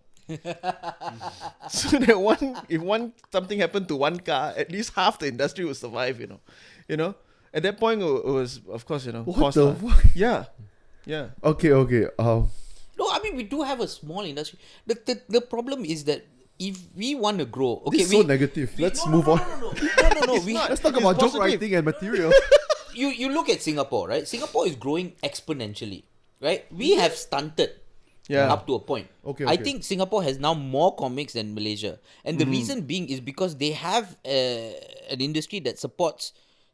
they say because they very easily, for $10, they can get a license to bring in a Malaysian comic, a Filipino comic, come down, support the shows. They can have shows every week with different acts. They can do shows. Audience can go to a show and just enjoy themselves with different material, different shows. They can do so many things. In Malaysia, we're stunted. We cannot do all these things because we cannot have international acts anymore. Mm-hmm. Okay. So when was this rule made, or if you want to have an international act, it's gonna be a long process? It's a huge process. First, you need to Puspal, then you need DBKL or MPBJ or whatever lah, and then you need the police to come and say okay. Then you need the Jabatan Agama Islam also to say okay. Then at the end of the day, at any point after you get all these things, say okay. At any point, the day before or the day off, they can come and say no, cannot. Yeah, from my experience, 2 days before. Yeah. When was this like act or what instilled? Okay, one is they were quite lax before the whole Crackhouse thing, right? After the Crackhouse thing, it started getting tighter. So it was the always worst. there, The worst thing that happened to us was the 1975. That whole thing. Then immediately everything just went shut down. No more. Oh, okay. That was last year only. What was the name of that festival again? Good Vibes. Good vibes. Yeah, it was. Yeah. I had to tell you something that we've been doing shows in PJ Live Arts for so many years. I think when it opened 2008 This is or one something. Tamar, right? No. PJ Live Arts is Jaya 1, 2008. So after so many years of doing it for the first time, I received a warning letter from MBBJ. Oh. I didn't apply for permit. I'm like, huh? You mean all those years I have not? We didn't know. It's just But that you didn't lah. Like because we didn't know. Why Why? would they? no one told you that you had to. Yeah, they weren't enforced. You know what it's like? It's like those stalls on the side, like those Malay stalls selling their food, right? Then after years, someone come, hey, you don't have a Yeah, it's halal illegal, license. Yeah. Like where's your We don't halal know, license? Like, huh? We Oh, never had a yeah, halal yeah. license. But this is my entire living. You want to take it down? Oh shit! How? So it's very strange. So No, but that's the thing. It's to do a show. We need to pay what 15% tax on the tickets, yeah. and then we need to do all this puspal thing. We need to we need to go to MBBJ, ask for a license. Please temporary license. on top of that, I think if DBKL, you got to pay a deposit. Yes, 10,000, right? No, but that's That's for local Yeah. acts. Foreign 3 30. times. Yeah. So let's say you have a venue, 100 people, pay 30,000 in KL. Oh come on. I think people, I mean, whoever is listening, like, y'all should really respect like these guys, okay? Cause you all have been in the industry for so long, and no, don't forget about respecting her. Just go make noise to your MP lah. Just Make noise to your MP. Yeah. Listen, at the end of the Be day, louder. at this point, we cannot survive. We are our growth has been stunted tremendously over the past few years. yeah. And also, I can tell you. So I think you were there to witness this, right? I questioned the authorities about open mics. Open mics illegal, bro. Yeah. So if you're foreign and you come in and you want to do 3 minutes, You have to apply for permit. you gotta apply for 3 minutes. You want to get up on the table and sing happy birthday also. Yeah, you want to literally you want to get up on the table, sing Yeah. happy birthday. Yeah.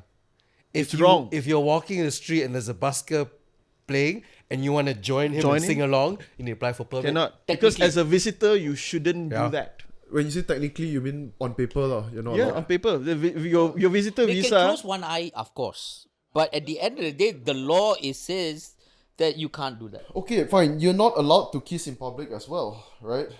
But people do that. Are you propositioning us or what the hell is going on here? Well, that's very right. I'm saying that they are they are picking and choosing where they want to pay their attention at lah. It's just like what you said. You never had to apply for permit, then suddenly now you have Yeah, to we apply don't for know. permit. We actually don't know. I mean, we are okay applying for it, but we also don't know, and your enforcement is just terrible. We We are just don't not know. okay applying for it. We are okay applying for it for big shows. We are not okay applying for it for a No, 100 this is- seater. Yeah, no. Within This reason is lah. Within reason. Why? How long is the wait time or whatever? No, it's $2,000. Oh, the fucking fee. no. The permit for temporary Puspal. permit, not from Puspal. This one is for local acts, whatever. For performing in a space. This is the permit where they allow people to gather in large numbers. Okay, that one okay. I don't That's mind lah. 200 ringgit. But I didn't know that we had to. Yeah. For years, for decades. Okay, not so bad lah. 200. No, but there has to be Every rather show, than, by the way, every rather show, than having a very wide law saying that you cannot do, you must do this for this and this. Have a spectrum. Like, you know, at the end of the day, if you're doing a bar of 45 people, really, you want DBKL to Yeah. get involved, police to get involved. Yeah. 3 If you're minutes doing- on stage. If Really, you're doing a 600 seater, okay lah, I get it lah. 500 seater or more, I get it. Yeah. You know, okay, yeah, that one fair enough. I'll go and do all the paperwork, everything. No problem, right? But then if you just doing like a bar, for instance, The smallest venues are 120 people. Yeah. You want to go and apply? It doesn't seem like it's a big deal. Okay, for example, like let's say the lineup, that one also you actually have to. Apparently, yeah lah. Yeah, but Yeah, okay, got you. Ah. Yeah. Yes, let's Yeah. move on. Yeah. Okay. So okay, fine. We're talking about the infrastructure, right? And the procedures or what that you would say is they're just obstacles and not making it any easier on this industry moving forward and progressing, right? That word progressive is not very liked in Malaysia. Yeah. Anyways, what about the hunger, the demand for comedy? What do y'all think? I think if anything, right? Yeah. The Crackhouse incident has taught us there is hunger. Yeah, and the thing is, in fact, if anything, from the audience perspective, we know that people want comedy. It's just that the people who come for comedy, who like comedy, they love comedy. People who don't like will never like. Yeah. The people that complain. Yeah. Hey, Rizal, let's start, man. Like go back, rewind. I wanna know, like, so when you decided to open Crackhouse, right? Like, why do you choose that location, or how come you suddenly decided to open up your own club, and then being in the industry for a couple of years before that? How did it lead up to that? Okay, so I chose Taman Tun yeah. because it was Bresden is a would you say it's a middle class area? It's a middle would say class? it's- Lower middle class. Lower. No, it's Upper middle class, if no anything. way it's lower than middle class, man. So it was a middle class area that had the Kuala Lumpur postcode, and that the first comedy club in Malaysia had the Kuala Lumpur in it, 'cause Which is what that's you the capital. I really wanted wanted it that. to be in Okay. Kuala Lumpur, and TTDI had that right balance between local and expat, familiarity. So the expats can join in, the locals can join in as well. Okay, perfect. Uh, Especially right opposite like the venue. If people know the apartments over there, you've got expats living in Yeah. those condos for years Yeah. already. Yeah. Yeah. So that was in terms of choosing the location. In the actual decision of the opening comedy club, that was purely accidental. Why? That was I just happened to be with I guess with the right people at the right time, If or I'm the wrong people at the right time, depending on how you want to look at it. But yeah, it was just with a couple of ambitious, another a professional comedian who's passed away, Jonathan Atherton, and a businessman, Shankar Santiram. So it's just the dynamics seem to work, and then I was the Bumi Kota. Because I was the local poster boy. But then I was like 34 years old, so I was could say quite young. So I was like poster boy, and then Jonathan Atherton had the international integrity and the pull, the contacts, the network of international comedians from the UK, from Australia, from basically all over the world. He's a lifelong comic as well, is it? Oh yeah, yeah. And then the dynamics, but Kavin was pulled in as well at one point because we needed somebody to on the alcohol license. Bumi Kota cannot. Bumi Kota cannot. Shankar already had a license, so there was a discrepancy of whether he can own another license or not. So then we needed another Indian fella.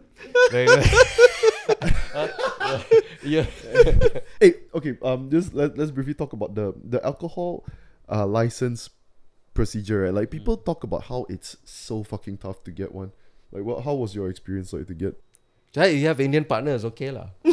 Yeah, Indian partner, okay. Just I can't remember, and I'm sure it might have changed now. This was like No, actually, this was it was 10 quite- years ago, for It was me. quite simple actually. It was quite simple, No, it depends on area as well.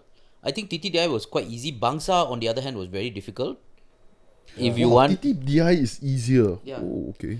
Why? What I found intriguing was that you have to put an ad in the paper yes, that hey, a notice. notice that we're opening up a place that sells alcohol. That you Wait, a have to place? put that. Sorry, ad where? In Like- newspaper? Yeah, in Yeah, newspaper, in local You have to newspaper, put yeah. a notice in the local newspaper and also the local municipal council. Yeah, What was the purpose of the newspaper? So To that let when people see and they want to challenge, they can. yeah. It's like when you get married, you also have to put a notice up for 2 weeks I didn't know in that. your local registration this thing notice board saying that you this IC number this person is getting married to this person, IC number this person, so that if suddenly I come and say hey no, Bifla is married to me. Yeah. Okay. If you speak now or forever hold your peace kind of Yeah. thing. Oh, okay. Scariest 2 weeks of my life, man. Nobody came and challenged. I wanted to challenge, but then So liquor license, right? Like, you can sell. So from what I've heard, right?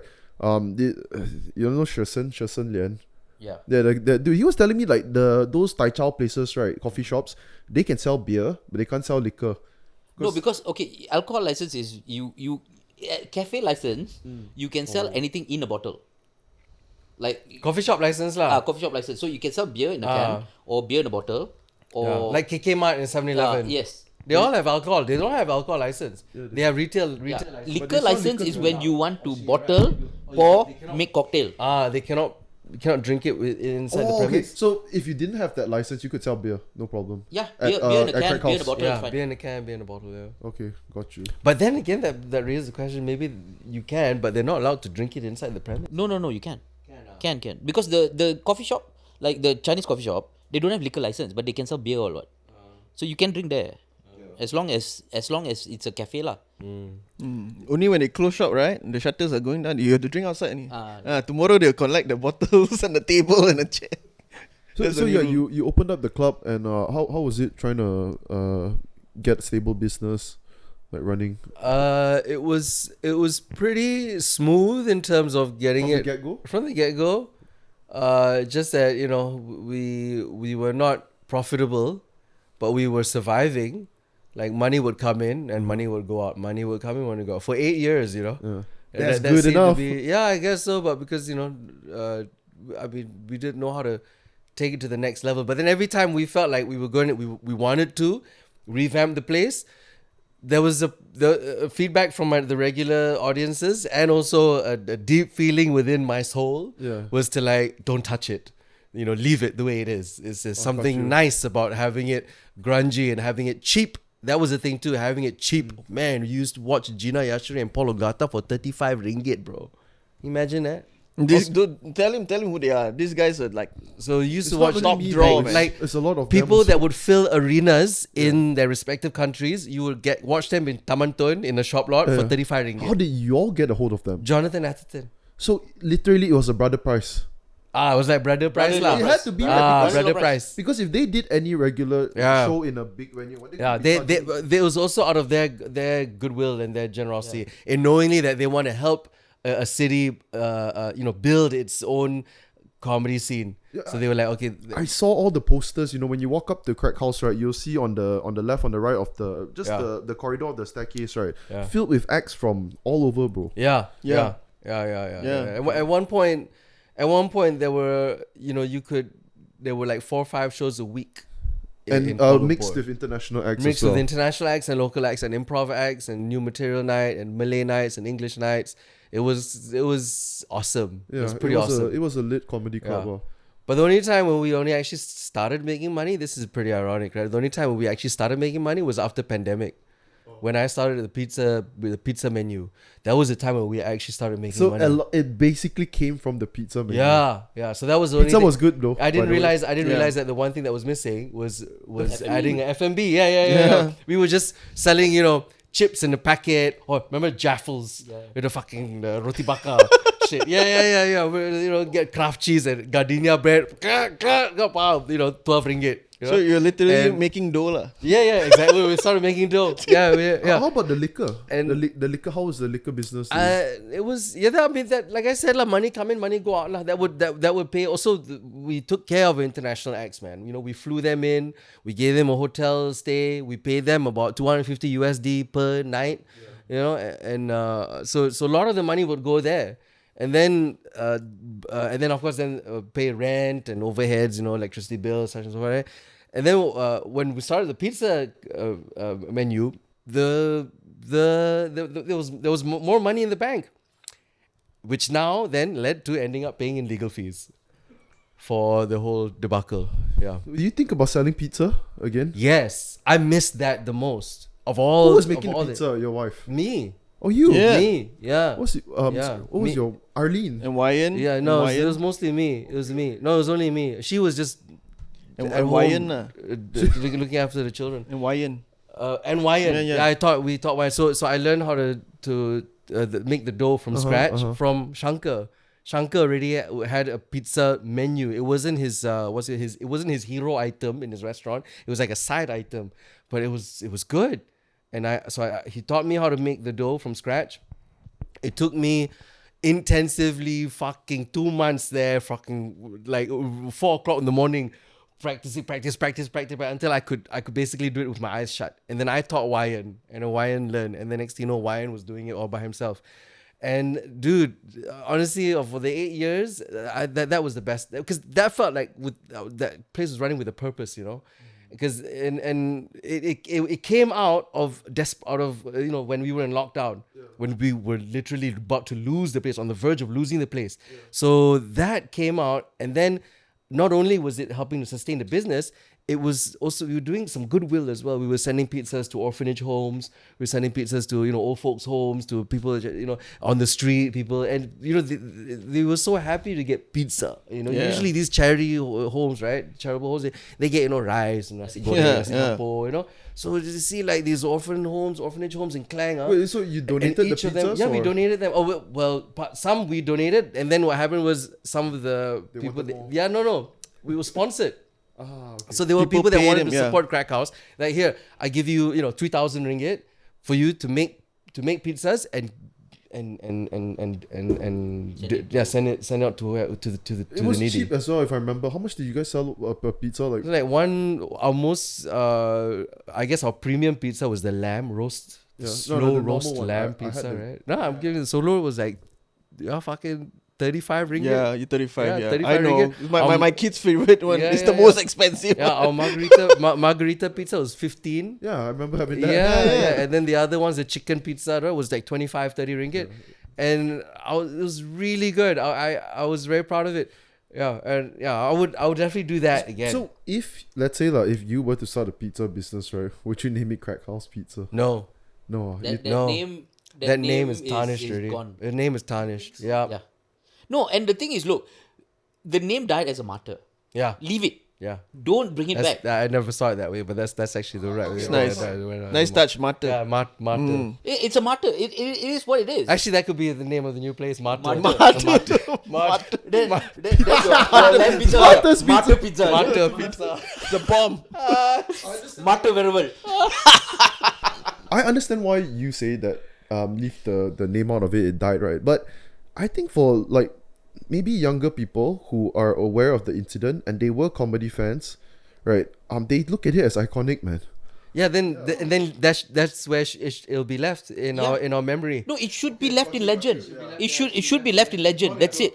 Also, if I try to open a place with the same name, it will always pale in comparison to the original place, Yeah, and right, there will yeah, always right. be that. It will always be like, not quite like the old place, is it? And why try and rebuild something that we already put behind? We burn everything and move on. Close the book on that chapter. Now people are like Just Jokes, the lineup, and all this new one called Cult List now is coming up. Cult list? Cult List. Dude, there's do you know Izal? There's this dude, Kinabalu Comedy Club. Zul did it also. Zul and Izal. Was it? Yeah, I nicely abbreviated as KKK. Right? Was that? I didn't realize till they. Nice. Yeah. It's the Ketuanan Melayu version. Yeah. So who's running that one? It's in KK. Zul Is and it? Izal. Yeah. Is it a permanent venue or is it a pop-up? I think it's permanent. I think it's a venue. Oh, that's As great. far as I know, yeah. That's great. 420. I gotta go pick up my kid. But not in Kinabalu. Wait, he's gonna start with. Okay, let's talk about picking up kids. Talk about kids. No, At what age do you think they're more sexy? pick up from picking up kids. yeah, Rizal. I just want to. I want to highlight. I would love to open another venue. I would love to open another venue. I would love to make pizzas again and to do shows again, but it would never be called Crackhouse Comedy Club. Okay. Yeah. So calling on all investors No, I listening in to this podcast. No, All two of y'all. No, I just feel like I would love to highlight like how you guys as comedians, right? People don't understand. First of all, the personality that you people have, right? You guys are as honest as it gets, as transparent, and the fact that you all have been in this industry for 20 years, is it? Less than 20 years? 14. You're not that old. 18 for me. Yeah, almost. No. 15 years. 15. 15, 18. But can I be considered a comedian like 18 with lah, my you group? 18 lah, No, you with sure? my group. Last time No, we that started answer- 2003, No, bro. How old are you, Gio? I'm 40 this year. Yeah. Okay, you look the youngest. Yeah. No. He is the youngest. I'm the youngest. He is yeah. the youngest. Of the three. So it's 40, 42, 44. Ah. Okay. Yeah, all very young. Yeah, no. I feel inspired lah. Okay, that you guys have been in this industry for so long, and it's truly what you call passion, right? You have to. It's a labor of love. Yeah, I mean, why else would you do it? Yeah. Money. Yeah. that's the thing. No, money is a good byproduct of it, but Of It course. should be the bonus, not should be the main pay. Passion should be the No, main if it's pay. money, I would still be in radio. All Let's right. put it all this right. way, Yeah. right? Kieran's in radio. For a week, calm down. It's set already. It's only for a week. Substituting, yeah. Okay. Just to. He should be in radio though. He's Yeah. He's brilliant. Yeah, Smash it, you yeah. start his own radio.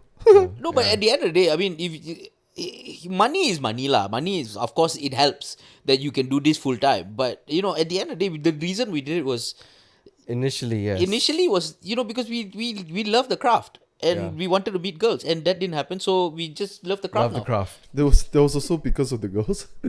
At that time lah. I have to admit, I did it out of spite. I just felt that this person shouldn't be funnier than me, It right? did feel spite. You did feel I tried spiteful to on test stage. it. Yeah, where did I try to test myself on stage. Basically, can I be funnier than this guy? And you still trying, that's the best part. Still trying. Rola. Gio's one of my favorite comedians. Aw. He is, I love it. Rizal's one of my favorites. In that case, Rizal is too. What about Kavin? What about Kavin? I haven't seen. That's the thing. Anybody want I've to- seen only on Netflix. You've never seen me I- do comedy? What the hell? I've only seen on Netflix, bro. Still, that scene lah. No, it's different in person. I like that experience. Though. Dude, like, What's the thing is like in terms of writing material, Chio's my favorite. In terms of improvisational and crowd work, I love Kavin. So it depends on. Thanks, on thank you the- for I just got you, bro. I got you. Don't worry. No, I find Rizal's style, right? Your style to me, it seems like you're willing to try new material all the time. Not really. Not really. It seems like that. I just did a show called Greatest Hits. You can turn something that I think like a lot of comedians can turn it into gold. I think you've been pushed in dark corners, and you always shine. You always light those corners up with your jokes. I say that about you. Yeah, shall we wank each other off right now? Or? Yeah. I mean, Should slowly we'll get to it. Let's push away these mics. Make some space. so give me some fucking jokes lah. And then I'll I've been make 'em trying to shine. ask I'll that. make bro. them shine. I'm giving you stuff. Okay. They will. This is not a joke. Not a word lie. Kavin wrote this joke. He couldn't do well with it. I just like, dude, can I give it a go? It's like, yeah, sure. I went on stage and I told the joke and it smashes. You see? I walked off stage and like, Yeah. fuck it, you keep lah. You keep lah. Because there's a certain degree of honesty that comes with every bit of material. And he couldn't be honest with it. No. He wrote a great joke. It's a great joke, but he didn't exactly live. He wasn't my personality. He wasn't of that life. It was No, but it's both ways because he has given me jokes about like yes, sir. yeah, the one that if my cat had fingers, they just walk around like that. Oh, okay. Yeah. Yeah, it's unfair. I'm giving you. Who's the? Giving you stuff. Okay. God, you've given me some good stuff too. Yeah, No, you give, I'm a shit writer, bro. I don't come up with stuff. You have a shit writer. No, I'm a shit writer. I want to ask who is in the scene. Who is the most diligent writer? Ooh. Yeah. Okay. I have to say this because sometimes I will sit backstage and kind of go through his script simply because I'm secretly don't worry. his We like all have to do this. he's like prompter. Basically, his first time going on stage, like there'll be like tons of like stacks of jokes, that he has to basically remember before going on stage, and that's Douglas. So I like the way I heard that how before. he writes it, and I feel that he's kind of prolific. Oh, Like I thought you were going to go Jen Han there. Because No, Jen the thing Han, is- because we all do that. No, Jen Han also, but how to say like his jokes, right? If you give it any of his jokes to us, We it cannot. won't be as funny as when he performs it. This guy is one with his jokes. He's like Iron Man. You don't know whether he should wear he's Iron Man without wearing the suit or No, but that's or the thing Tony though. Stark. Like, What is like his- Jen, his Jen Han and hair Douglas. is so special. Jen Han and Douglas are the two comedians that I envy because they can write. Like they can just sit down, write a 1 hour show, and then come out is a banger. Yeah. Like how the hell do you do that? Like there's no way. If you ask me to sit down and write things, you I can. will cry. So how do you do new stuff then? Okay, the thing is, Jen Han actually taught me this. Like I remember after my Netflix. Yeah. He taught you. You never teach me. No, he didn't teach me anything. Calm down. But what he did was So after my Netflix, I had to come out. I had 2 months to do a tour. Right, in that 2 months, I had to write 1 hour show. Oh, that's mad, dude. Yeah, and the first month depression. So did you write anything? No, It's a good start, man. the first one I had depression. I don't know what to do. I sitting down there. I wrote stuff, but I'm like, what is this shit? Throw away. Right? I called Jen Han. I like cried to him. I actually cried to him. I was like, what the hell do you do to whatever drugs you take? No, the show give was me. booked, is it? Yeah. Oh, fucked up, man. So I called Jen Han. I was like, whatever drugs you take, whatever this, can you please tell me or not? He's like, dude, first thing you need to do is understand yourself as a writer. You cannot write sitting down. You have to write on stage. So that's what I do. Like, I have to get on stage with an idea and just voice it out. Yeah, man. So you formulate it on stage. You get an idea. You go on stage and it builds and it builds. It builds and it builds. And that's the thing. And the 1 hour show was me writing in that 1 month. I went on stage to open mics. I had an idea about a story I wanted to tell. I just go and tell the story. And then on stage, I can see like, oh yeah, this will be funny. Oh yeah, this will be funny. And immediately I'm like, It's that feeling of weight off my shoulders. of studying last minute before an exam. Yeah. Yeah.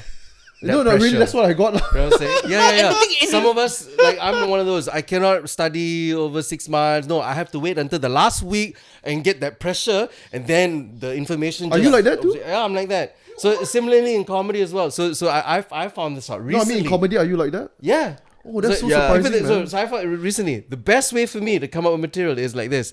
I turn up to a show, okay? I'm on the lineup, say, usually I close lah. I'm at last or I'm at the second last, okay? So building up towards that, I have a few premises, okay? Few ideas. And then I would pick out a few of my favorite comedians in this case, where at this event I'm talking about was Muzake and Rizman, okay? It was at a Just Jokes show at the Wayang Kulit Tattoo. So I'm closing, okay? And I literally have no material ready. But I call Muzaki and say, hey guys, I got these ideas, right? And this is the pressure of me because I'm about to go up in like 6 more acts. So I bring it up to these comics, and then we all start bantering. As we're bantering, the joke is being written. And then next thing you know, please get Rizal Van Geyzel. I go up there and the fucking jokes. How many minutes? Come up. 10 minutes. That's crazy, bro. But not all of the premises Yeah. I come up with are used. Like, so if I write 5 premises, I'm lucky if there were 3 that are gold. But there will be 2 or 3 they like, don't fuck around with this. This is a waste of time. Yeah. No, I mean like I do the same thing except for without the conversation lah. Yeah. The conversation is happening in my Nobody head. likes you. Yeah, I know. I also don't like people. So fair enough. No, but the thing is like no, the reason being is like whenever I write, I second guess. Right? If I write it, it's probably good, but the problem is I second guess it. I think to myself like, I don't think this is funny. I don't think this is this thing, and then I throw away the joke. You do get in your own way. Yeah, I and the have thing to is, say, 'cause you're an awesome satirist. You really are. You come up with shit a lot, but it's always yourself. You always second guess Fair yourself. enough. I'm very self-sabotaging, but on stage I cannot do that. I said already. People laugh already. Cannot second guess. You know what I mean? Like that's my this thing. I jumped off the cliff. I got no safety net. That's it. I die.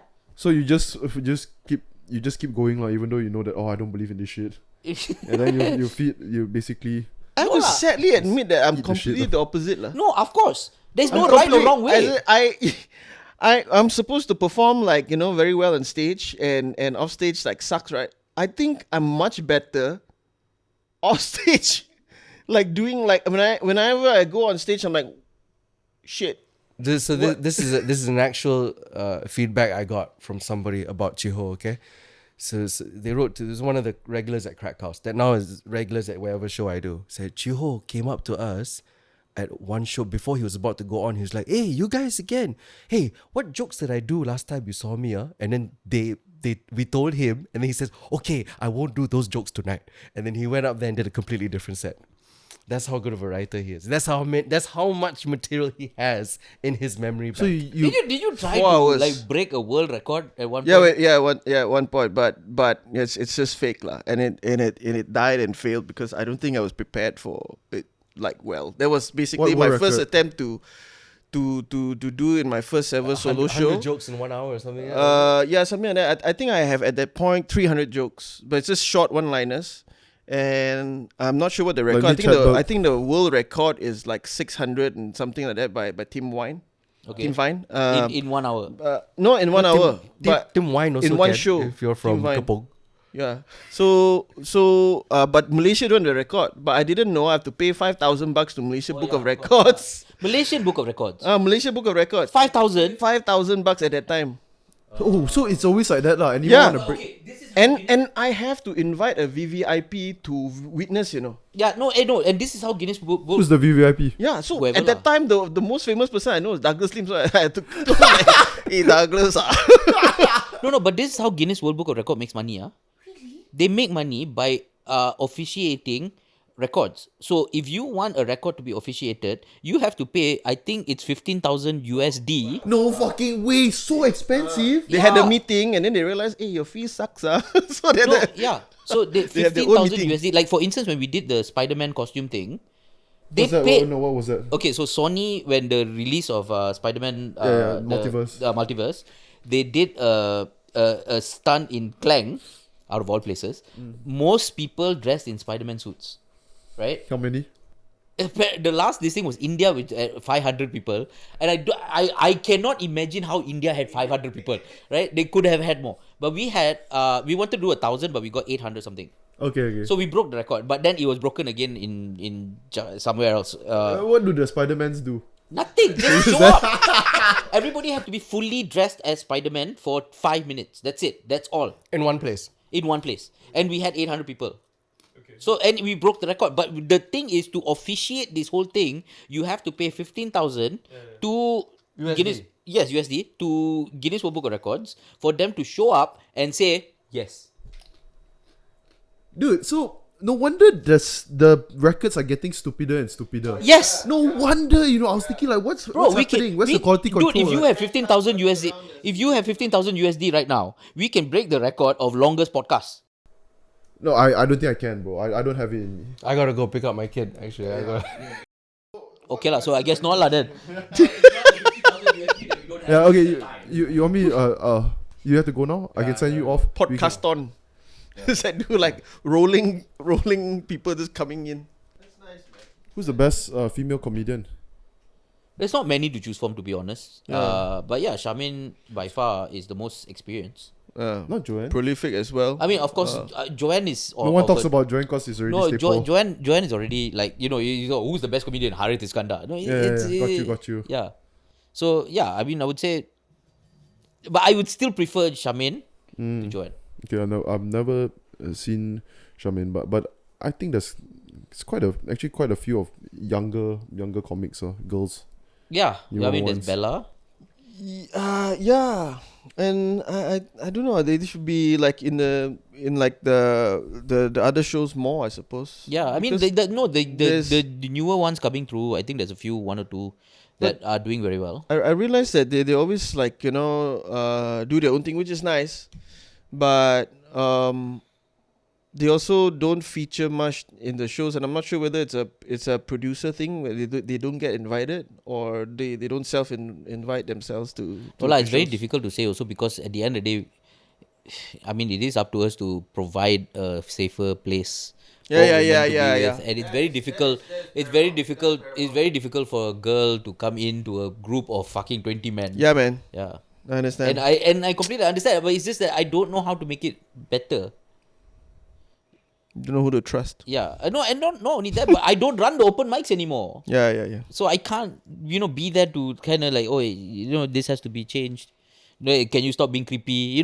Like then you got people like, Who can you stop being creepy? You mean a lot of people lah. There's a lot of creepy people in our business. I look creepy, right? No, you look you look creepy is fine, but there's a lot of people who act Actually, creepy. Yeah. like, oh. So that's the problem. You see, when there's one like this, okay, this is true story. Like it just one good-looking girl shows up. Right, whether it's audience or this thing, right, or comic, immediately everybody, they all start talking to her. No, in a moth farm, Yeah. and she's like the candlelight, yeah, it's like flies on shit. until there's no more candlelight to see. Yeah, no, and the worst part is they start talking to her. They start just acting creepy as hell. You do comedy. Hey, we should ride together, lah. Come on, lah, guys. Like this is why we can't have nice things. You know? But the bar for It's so sad, man. the bar for comedian girls is lower. No, Would but you that's agree? the thing. Whether it's lower or not, we should have more girls in the comedy scene. But the thing is, it's hard because it's hard for us for anyone to create a scene that is safe enough for them to be in. Okay, Yeah, let's- comfortable enough. Not to say just let's start with comfort. you actually, okay. I didn't know the comfort thing was a factor. So you actually hear complaints from female comics all the time. Okay, let me ask you a question. You're a girl, okay? I'm not, but yes. Imagine lah, God. Yeah, you can, You're a girl, alright? Now, you want to join the comedy scene. You show up to the open mic, right? 20 guys, right? All also creepy like fuck. All also got no social skills, okay? That's true. Like you, okay? All virgins. All trying to get their rocks off. Right? All trying sitting there, right, and all of them talking about their dicks on stage. Right? Do you think you can be comfortable? Comfortable? Yeah, okay. Now I get your point. Yeah. Unless you are that kind of girl too, you're not No, it doesn't No, I matter. mean- Yeah, It's it doesn't. Yeah. It's Okay, not okay, that. yeah. It's whether you're not. What, you're a slut? No, it No, doesn't not matter. okay, yeah. Not a slut. That's not what I was trying to say. Okay. Yeah. Unless you're a tomboy. Is it? No, he's acting creepy. No, but even then. he's now being the exhibit A. Yeah, lah. Hi, I'm an example. This is why girls don't come to comedy shows. We should write together, lah. Okay. So who's the ticket master? Tickle master. Ticket. Ticketmaster, what do you mean? Comedy shows are like tickets for comedy. Who sells the most? Ooh, sales Or is the most? best at selling? Jason's Jason, very at the moment, good, yeah. very good, amazing. But let me tell you this, right? And I get this from him because we like in the same group chats and all. Yeah. Most of the time, right, he struggles selling the Malaysian shows. No, this one, lah. Yeah. Yeah, Okay. outside. 2 weeks before show, sell out. 2 days after ticket open sale, sell out. Yeah, Here, Singapore is very easy here. for him. Oh, Singapore also. Yeah, we are struggling here more. Yeah, I also sell more tickets in Singapore Ah. than I do in Malaysia. No, have you done a show, overseas solo show? Yeah. Where? A lot of places, bro. You want me to list it down? Okay, so how? Is your experience same as Jason? Like over there, it's easier. Yes and no lah. I mean, of course, most of the time what I do is I lean into, like, okay, if I'm doing a show in Finland, for instance, right, they're not going to know who the hell Kavin Jay is. Yeah. But So how do you even sell no, shows there? I mean, sell but the thing is, tickets. one is I have credits, which is Netflix, right? So they can go and check it out, and if they like it, they'll buy tickets, right? So it's there. Also, like the comedy club themselves or the promoter will have a database of shows that he's done, and people like going to shows, so they will buy tickets anyway. So most of the time what I do is I will do a 200-seater, 250-seater, so it's easy for me to sell, right? And sometimes not sell out, but I would do a respectable amount lah, 90%, 80% sell. Okay, I'm curious. Like, so let's say Finland, for example, are a lot of them Malaysians? No, No. I actually Malaysia and Finland, what would they be? no, there is the Malaysian embassy showed up actually. Of course they would show up. No, right? the ambassador showed up. The Malaysian ambassador and all the staff Wow. showed up, and then, but most of it is Finnish people lah. I did a show Oh, okay. recently, actually just a few months ago. I did a show in Beijing. I did 4 shows. I sold out all 4. Malaysia. No. Okay. Expat and what do you call it? okay. Locals. Locals, Yeah, okay. 50-50. It was a 50-50 sell. The thing is, okay, so China, So it's China people. Beijing is China. Chinese, yes. How's I the mean, if you English? can't sell out in China, the most populous country in the world. Yeah, It's like also I did a 250-seater for 4 shows, so it's not. So I sold 1,000 people. tickets. They are basically coming to his shows because his show got space, Yeah. like They wanted a shelter from the traffic light. You know what I'm saying? But but the thing is, look, at the end of the day, the fact that I sold 1,000 tickets was a big deal for me lah. Yeah, I it mean, is a big in China, out of all places. But what happened was, okay, one was Netflix. Okay, so a Netflix comedian is coming down. So for them, it's like, okay, I know he's been on Netflix, so therefore, the situation. I mean, they know what they're getting lah. okay. Okay, That one, shit two, really helps a lot, though. and the fact that the promoter has already done a lot of shows, and the shows are always good, so they know when they come for the show that this guy would make sure that this is a good show lah. And at the end of the day, everybody enjoyed the show and they will come back. And because of me, the next comedian will also get a lot of tickets because, this one was funny, so maybe this one also will be funny. Yeah. And I'm going Yeah. back. I'm going back in October. Beijing. No, Beijing. Beijing I did already. Now I'm doing Chongqing. I'm doing Huangzhou and Shenzhen No. and another place. I So, can't remember. Not Wuhan. where? No, you can do it, Wuhan. Just don't come back. I did Wuhan. I did Wuhan. Just don't come No. back. No. After or you before? did Wuhan? I've done okay. After or In before? December 2019, dude. In December 2019, I did You lah. Macha, That I did, is you lah. Dude, I remember. I'm It looking is- back at my you this thing. started the whole thing. Listen, so I did first. I did Shenzhen, then I did Xiamen, right? Then I did Wuhan, and then Beijing, and then Shanghai, right? And Wuhan at that time when I went there, I didn't know that place existed, right? And the place was supposed to be a hub, like the Putrajaya of China, right? Yeah, it was supposed to be the hub, the IT hub, and also the expat hub of China because it's right in the middle. I thought it's a cave. No, it's Oh. a beautiful city. Oh, I and thought I it was a did the cave. show. That's thought where the Wuhan is a bat. cave? Yeah, because that's where the bats come from. Dude, and Super big cave. then the show was great. Like we did 2 shows. It was a small 80-seater venue. Sold out both nights. China In fact, got small- oversold both nights. China got small things. Yes, God. For English comedy, God. Okay, so where is the ticket sales traffic coming from? Like, because from what I see, right, let's say in Malaysia, is most of it is from your social media. That's where they're getting awareness. What about you gonna do a show in 2 months in China? Where Then it's their social media also lah.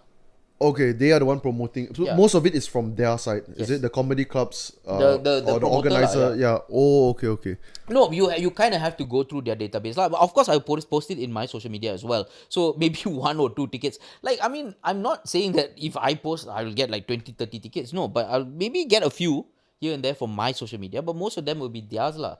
And they will know to look me up before buying the tickets. Okay. And if you yeah. got credits like Comedy Central, which is Netflix. there at Netflix, so they can go and see, okay, is this guy funny or not? Yeah. But also at the same time, like I think many cultures with stand-up comedy, many countries, right? Comedy is like a pastime. It's like a thing. It is, bro. That they would just go into a room and see, like they don't It's care who the so- lineup is. It's so different than here. If No, yeah. here, if you want to go watch comedy, let's say just for myself, I like comedy, but for me to go right, I'll think like, I'm committing this amount of time. Every time I feel like it's a commitment, and then I need to get some buddies to join me or what. Although that shit Yeah, doesn't matter, yeah. right? Because once I'm at the venue, I'm just the type I really love comedy. I'll just laugh the whole time. Then go lah. Then why is it a commitment? Exactly like what I said. It just feels like a commitment. I go there like to it takes my time. Yeah, It's it not does. like a pastime. No, but you are taking your time to do something you enjoy. It's not like it's not like you going there to get your balls waxed. That one, yeah lah, you committing a time for you to do something that you don't like. Out of all the examples, Kavin, I don't know lah. What is the most unpleasant thing you can think of? What I'm saying is it's not habitual enough for a lot of Malaysians. Okay, you see, okay, so I just did. Yeah. I just went to Canada and came back, right? Now, Canada is one of those places where it's America light, right? Yes. In a way, it's very similar to America in the comedy, the habits and everything is the same, right? do they shoot people there as well? No, they that's the don't. only thing they don't do. That's why I like, Yeah. right? So now the thing is, in Canada, you see like people go out to comedy shows. People go out for fun, right? People go and have fun. Like this is a night out. Like when Yes. they have like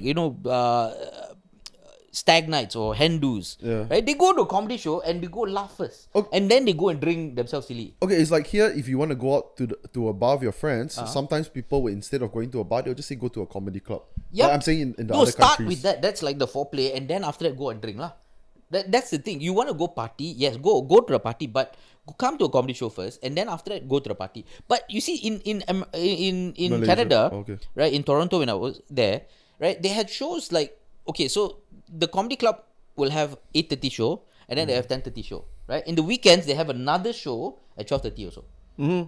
So the 3 shows in one day. 3 shows. Yeah. But Yeah. but And different shows are sometimes Yeah. different shows. And people so will people come will up. still fill Yeah. up. Dude, the Yeah. 10:30 show, 250 You See, talk sold. you talk about like, you know, comedy clubs not making money here. It's just that the culture is not here. It's not, where you know, people know that, you know, you can do 3 shows a night. I'll be disciplined enough to vacate the show after the first show, because I only paid for the first show. The second one, if I want to come in, I can pay again, whatever, this and that. We don't have that. Okay, so for example, right, let's say we do a sample size of 1,000 Americans, okay, who regularly go to, not regularly, we'll say periodically, they go to comedy shows. 1,000 Americans, maybe we have 50. But in Malaysia, 1,000 Malaysians, we got 0.5. Is something like that, right? Who is like just one of their pastime. Yeah, of course. I mean, I mean, there are people who are. I mean, yes, you also have to understand that the cultures are very different. In the sense that, you know, in America, where let's say you go to an open mic, the reason why people go to open mics is because chances are, you want to see someone bomb? no, chances are a star will show up and just do. That is Dude, crazy, because so- that shit don't happen. Look, see, okay, so I was in this show that I was supposed to perform in, but I got bumped out because Russell Peters showed up. Canada? Yeah, in Toronto. That is crazy. But wait, So- it's one of the big clubs, is it? It's Yak Yak's lah. Yak Yak's the biggest club Okay. in this thing. So so I was there. I was supposed to perform. I was supposed to do 10 minutes. Then they said, hey, can you, we have to bump you up. Like, why? Oh, Russell is here. I was like, okay, fair enough. So Russell did the show. So I'm like, okay, I got to hang out with him also. After Okay. that. Yeah, so it's fine. He's your bro. It's great. No lah, okay, calm down. I mean, look at infrastructure lah. I mean, that is one very small example. I mean, in terms of experience, like people like Kavin, Rizal, they have more experience going out there and performing.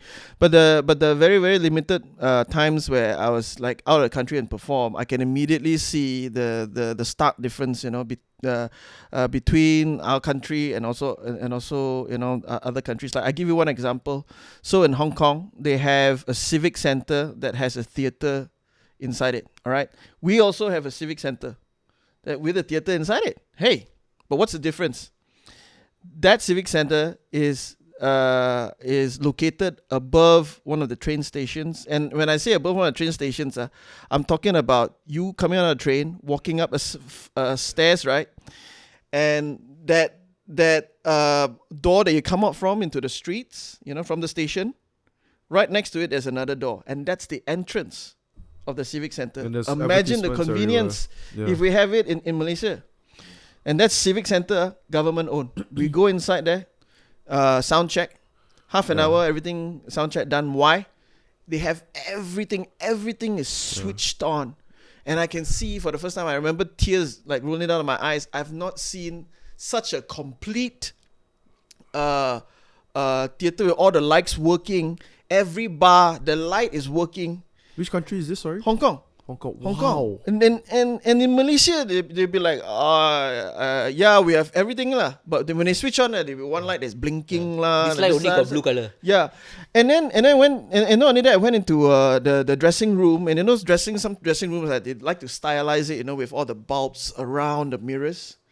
Switch on, every bulb works. I remember performing in Istana Budaya, you know, for one musical. I remember that some of the dancers would knock on the guys the rooms. No. I said, why you want to come in? Like, oh, kita nak pinjam lampu. I said, pinjam lampu, kita tak ada lampu lah. No, bukan, kita nak masuk. So they go inside. They actually unscrewed one of the bulbs. One of the bulbs from our room, bring it back to their room so that they can screw it back on. Because why? If you don't have those bulbs and it's not complete, you have imbalance of light, so your makeup will be messed up. Okay. So they have to do that. That is Istana Budaya, you know. Taraf antarabangsa kononnya. So you can imagine, this is a government-owned space, a civic hall with everything that is like fully ready and ready to go. But we have our Istana Budaya, the top of the top in our country, with small problems like this. So you talk about system, yeah, that's just one part of it. We're talking about so many other things that are preventing, you know, stars from coming here, considering here.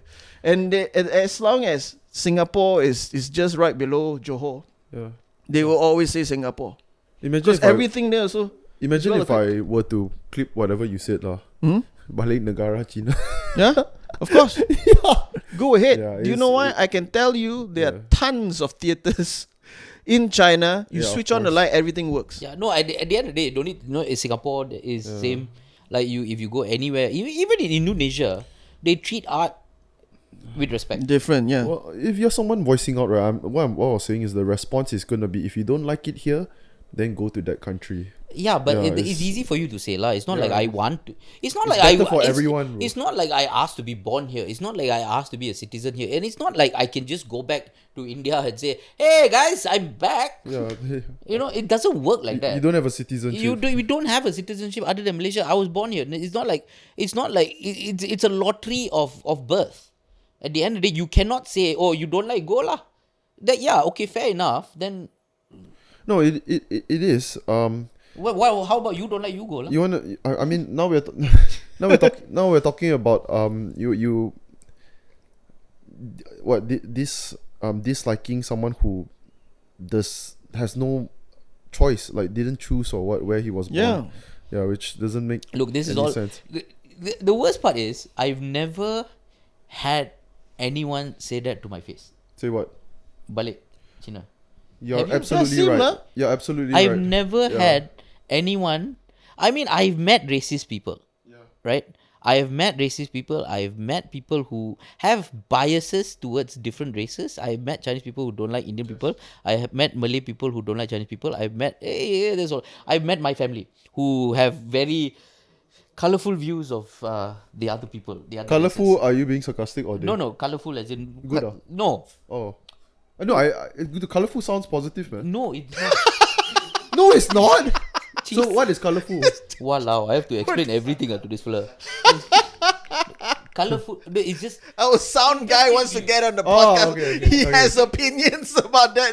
listen. Now, at the end of the day, but nobody has ever been the level of racism that you see online. Of course, not even close. Yeah. Not even close. Not And even the thing close. is, look, That's a safe space, right? no, it's so stupid because the people online don't exist. Yes. Do you notice that? Because the people on Crackhouse thing, right, happened. You saw how much hate we were getting Oh, as yeah, the man. comedy thing. Has anyone in real life ever come up to you and say, "Oh, you're a comedian, you suck"? Even Rizal. Yeah. Even Rizal, he said. Do you get the photo with all the curries lined up next to the Yes. to the carpet? Yeah, you Yes, got that too. I right? got phone calls, dude, to my private Oh, numbers. you guys were getting the spillover Yeah, hate of also. I course. didn't realize that. Minta izin untuk letak gambar ini untuk menghiasi comment page anda, like something like that. Yeah, the threats. You got phone calls? Do you ever answer? No. I mean, no, of course I did lah. I do. It's unknown number, so I just answer, and then like, hello, kau pelawak kau ingat kau berani, just hang up lah. Yeah. So we were getting a lot of shit, dude. Oh, I okay. was. I mean, he's right about. No, it's just. I did this joke about Mahathir like being the oldest prime minister at one point, and the joke premise is basically old age, and I just want to paint a picture how old 94 years was. So Tun Mahathir was used as a topic starter, and then after that, I will go on To talk about to talk about old age. So people are using the first bit of my joke and saying like, "Oh, cabar Melayu." I'm like, huh? Bro, it's about old age. The punchline was about my dad and my grandfather. Like, where are you getting this? So that's how you know that that person is a straight up racist, and you should not even interact. It's not that. It's not that. No, let me just. This is what I feel. This is a personal thing, and it's what I feel. I feel that like there are a lot of people out there who say don't understand comedy and English when they see those words pop up like Tun Mahathir and see the person who's a comedian And they see you. doing it, you know, and they don't understand the joke. They see the comedian doing it. So because there is a sort of stigma towards comedy content and how you know it might be offensive, blah blah blah blah blah, they would immediately decipher that as an insult. Sometimes I don't even think that they are deciphering it as an insult. I don't even think that they think it's an insult. They are just using it as it's opportunistic of them. Because you think logically, right? You know how stupid you have to be? First of all, you have to be that level of stupid, you know, to think that you are chabaring So I think it's more of opportunistic. They're like, they don't care whether you've crossed any line. They just, okay, he said something about someone that is of my race. Let's get him. I really think it's like that. You really? Alright, okay. Okay, for example, Ong Kian Min came, right, a politician. So I thought who better to ask than Ong Kian Min is very, very well read and just very intellectual person. So I asked him, I said, actually, can a non-Malay be prime minister? Cannot. You can. Can, but Yeah, cannot. I know, but so I asked that. That's the only thing I said in the whole clip. Okay, other than that, it's just him explaining. What he explained was there's nothing in the constitution, but also to be fair, I don't see any potential candidates at the moment. And he also said that let's take a step by step lah. If you were to think of, I mean, because if it is possible, I think what's more likely to happen is you get a Chinese Muslim president first, if it were to happen. Yeah, prime minister. Yeah, rather than a Chinese. He's saying that is of course way more likely first. So the comments is all just chaba. We don't care. Like, what the fuck are you saying? We don't care. We don't actually care. I just don't understand. Like, so okay, so I was so dumb to actually reply the person. I said, okay, imagine if you are born as a Malaysian, you have a kid, and suddenly your kid is curious and asks you that question. Is he like fucking jabbering or what? Like, I'm just curious, man. I'm just asking the question. How are you going to answer the person? I mean, how are you going to answer your kid? Child, okay. Yeah. What did they say? I didn't see his reply lah. Why? You don't ask a question so profound like that. The one profound thing you did this whole podcast, other than asking every bloody question, what is this? What is that? What is this? What is that? Right? The one profound thing, that is the best thing you've ever. And then you didn't see the reply. You idiot. You want me to get the receipts? Yes. No, bro. Oh my god. No, honestly, you watch a series from all the way a second last episode. You're like, okay, I think I'm done. Like, what's? Dude, there's too many, really. There's whatever, like, when the racist comments come, right, they come in a group. There's Yeah, too I many. get it. I cannot. I don't understand. Sometimes I tell myself, okay, tomorrow I come back and I check. Then I forget. Because there's so many, I don't want to just go and... Yeah, it's... Yeah, no, dude. As a comedian, the only thing I get on online is racist remarks. That's it. That's all, 100%. If they don't like you, suddenly the curling will come out. The Ballet India, all this. 100%. If they like you? If they like you, they obviously that don't come out lah. But the thing is, like, remember when the whole Crackhouse thing, they pricked out my old tweet saying, don't say killing. Killing. I'm like, why? What are you doing? No, they're telling you don't say killing. No, the tweet that I put out was don't say the word killing. Like, there is no reason for you to say it. Okay. They will screenshot that and then just reply with killing. Because they said, they say, if I can defy like social norms, they also can do the same. Can we just like, like I'm now picking the topics now. Now, what do you think about like these keyboard warriors? We are somehow led to assume that a big bunch of underground people who are very, very coordinated. They time where they do their police reports, their replies, and this and that. What do you think goes on in their EGM, their meeting, like no, it's like for instance, it's your tweet like that. I need tweet ni. No, listen. You mean their group chat? Their WhatsApp group chat? Listen. Yeah, I also want to know. No. At the end of the day, the people who do the police reports and all that, we know who they are, right? We don't know. I don't know. No. It's all pertubuhan, right? They have an association. Okay. Right? It's all NGOs. It makes sense. That basically want to be relevant. Like, for instance, there is one very big one that made the police report for Crackhouse. I will not mention name, right?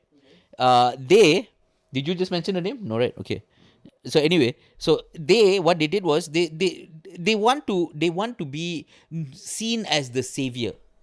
Like politicians, right? Like politicians, but no, these people are not politicians. So these people, they just want to make it seem like, oh, I am the savior of this. So what they do is they go out there and they do outrageous things, especially on social media. They will record it, they will put it on social media, they will put it this thing, right? And that's what they do. They do this all the time. Like, for instance, there was this one somebody who owed somebody money. They came, they like bashed this guy up and all on video. And it's like, look, I'm the savior. I'm bashing this guy up who owed money to these people. Right? Now, the thing is, that's all they do. And if you look at their posts, every single one of them, if you look at their posts, right, they will be like, okay, so today we did this charity work, blah, blah, blah, blah, blah. By the way, if you want to buy a t-shirt, please Yeah, take this yeah, link. we got By the that, way, yeah. You want to buy this, By the please way. take this link. By the way, like, you know, hey, look, listen, you do charity work, don't bloody put a bloody shop sale of your No, t-shirt lah. So in their defense, what they are doing is they're doing goodwill work for the people, Robin Hood. So the money that that you guys are donating is to help grow our organization so we can do more charity work for the people. Wrong. I know it's wrong. I'm saying that's what. All they want is social media notoriety. No, I'm saying I know what is Right? wrong lah. I'm just saying Everybody that's what just, they're doing. they just want to be viral on social media. You know, a quick question lah, guys. What do you all think about influencer stand-up comedians? Ooh, you all know a couple of them. Yes. Yeah. What do you think about them? There's a lot of hate from stand-up comic side also. Hate No, I think I would actually I'm happy to like to welcome them because I've watched a few and they're doing what we're doing lah, you know. There's doing up there as in No, I traditionally. mean there's a few. it's There's a nice. few who put in the work and put in the effort now. Yeah. Like I will name names. Yeah, Right? no, Harvin Skin and Ming Yu. I Yeah. think these two, I give them enough respect because they go to open mics. They organize their own lah, which is better. And they go through the thing and they become better as they go along. Yeah, Like when they and they will. started, they were not great, but you know they go through the process and now they're good lah. And they can sell and they already have the marketing. marketing because they all they have to do is post it on social media. Oh, their And people marketing show, is- and people show up. yeah. And great. We need that. Right, we need that to kind of this thing, and if you go through the process, and fair enough, there are also people who go and do and suck, but refuse to go to open mic because they think they're too good for it, and then you know it's continue to suck lah. I think we should be very, very thankful as stand-up comedians who are not, you know, influencers first to begin with, and these new comedians coming in to our circuit and bringing, most importantly, new audiences. You know, That's the they biggest- kind of open the eyes to the people outside the comedy fan circle. And hopefully, you know, the group will grow because we've always been trying real hard to grow the industry. We keep seeing the same faces. We want to see different faces so that we can keep on doing the old jokes and people laugh. No, I mean at the end of the day, anybody can do that. Stand-up comedy is one of those industry where anyone can do. Like, you know, it's like you can see people, hey, you should do stand-up comedy. There's nobody going, hey, you should go and do surgery. Like, nobody has ever... No, there's no open mic for surgery, you know what I'm saying? Like hey, let's take out a kidney today. No. It's like, whoa. Stand-up comedy is the only thing that you can go and Hey, just the do. guy killed literally. So Wow, he bombed literally. Why would he bring a bomb into surgery? Can't. So any sort of hate coming from them, right, is usually from a point of they sell tickets in the blink of an eye, right? Listen, They- in any industry, there's gatekeeping. There's they- gatekeeping in the sense that I've been doing comedy for 5 years and this fella just showed Yes. up and suddenly he gets sold out. So I get it. Look, this fella worked his way towards that in his YouTube Yes. channel, whatever. Now he wants to do stand up because YouTube not going so well. yes. Yeah. Fair, do lah. I mean, but the thing is, it's your job. Is as a comedian, it's my job to be funnier than a person who has not done comedy before. Yeah. And if that person is funny, you know, like Ming Yu lah, dude, this guy is funny as hell, dude. Oh, he Like is- I think he's one of the best comics that we have. Having said that, like he's and the thing is that there are people who done comedy longer than him who are not as good. yeah. That one I've seen Ming Yu live. I think he's a bit more comfortable than Harvin actually also. But also Fair enough. he's put in more reps, is it? Yeah, I mean, Yeah. you know, and Harvin also is putting in the raps. Yeah. So to be fair, either one of them, I think Harvin has the personality which people like, and Yes. he comes and people watch him for who he is. Yep. And Ming Yu is just he's a comic. I would say it right now. Ming Yu's a comic. Okay. I think most important point also is what Jiho mentioned just now is this is exactly what comedians need and Malaysian comedians need and should actually want, which is bringing in new audience, fresh faces Yeah. from a different market. Yeah. And they do it so much better than Yeah, any- because they have the experience to do Yes. it. And the people who are against it, people who are upset, whatever, don't gatekeep lah. Don't gatekeep. At the end of the day, it's your job to do what you do, and you just do lah. Yeah, and of course, I mean, those people who are trying to gatekeep, I would say that you got to remember that at the end of the day, you choose to be an entertainer, and I think the idea of entertainer is to entertain as many people as you can and the best you can. And these people coming in here who are in some sense to an extent living your dream, you can't be sad for them, but because if you want those people to laugh and other people are making the same people that you want to laugh, that you want to make laugh, doing well, you should be happy. Because at the end of the day, you want people to laugh. Exactly. But do it right lah. That's the Yeah, thing. just do it do it right. right, yeah. Like, you know, Do it the right. thing is, if you come to my industry, I would expect you Yeah. to give it the same Respect. Yep. and you know, go through the open mic, go through the system, Yep. become better, and then become a comedian yourself, Yep. which some have, and some do. There are, I know people who've done one open mic, it's only in their profile, comedian. Like, stop, Yeah. just stop. Who? God, Yeah. Good. that one I cannot name names. Yeah. Okay. The good one I can name lah, the bad one cannot lah. Okay. But I will tell you after after you. Yeah. I did this stupid joke about seeing someone's profile when they immediately change. I did this joke like like it's funny how when you do when you sing karaoke one time, you immediately don't change your profile to singer, But in comedy you do, It's a very strange thing. But I also had to add that I do know that some influencer turned comedians who I think have a very limited idea of what stand-up comedy is because we write I jokes, think we were we there do also when jokes we and started. all. Yeah. But also they do different things, like it's closer to hosting where they will give you free gifts mid-show, invite people up on stage, this and that. So I'm not sure whether they understand what exactly we do, because Yeah, if you I think mean, of- but then again, we have to say that there's different styles of Yeah, stand-up. different It's styles, Joanne yeah. Kam Yeah. who does that also. She but does sh- a cabaret but, kind of but show. she knows. Yes. But she knows. Yeah, you know? exactly. And the thing is, look, I mean, is it wrong for someone to do It's- kind of crowd work? It's not, but to say, like, you do your first big solo show and let's say you sell out the show and you start bringing guests on stage, you giving out prizes, this and that, and stuff like that, and maybe you are and you completely have no jokes lah. All right, that is you're teaching your fans the wrong thing lah. So that when the fans expose themselves to other comedians, it's like, hey, this guy is so boring. He's just basically telling jokes.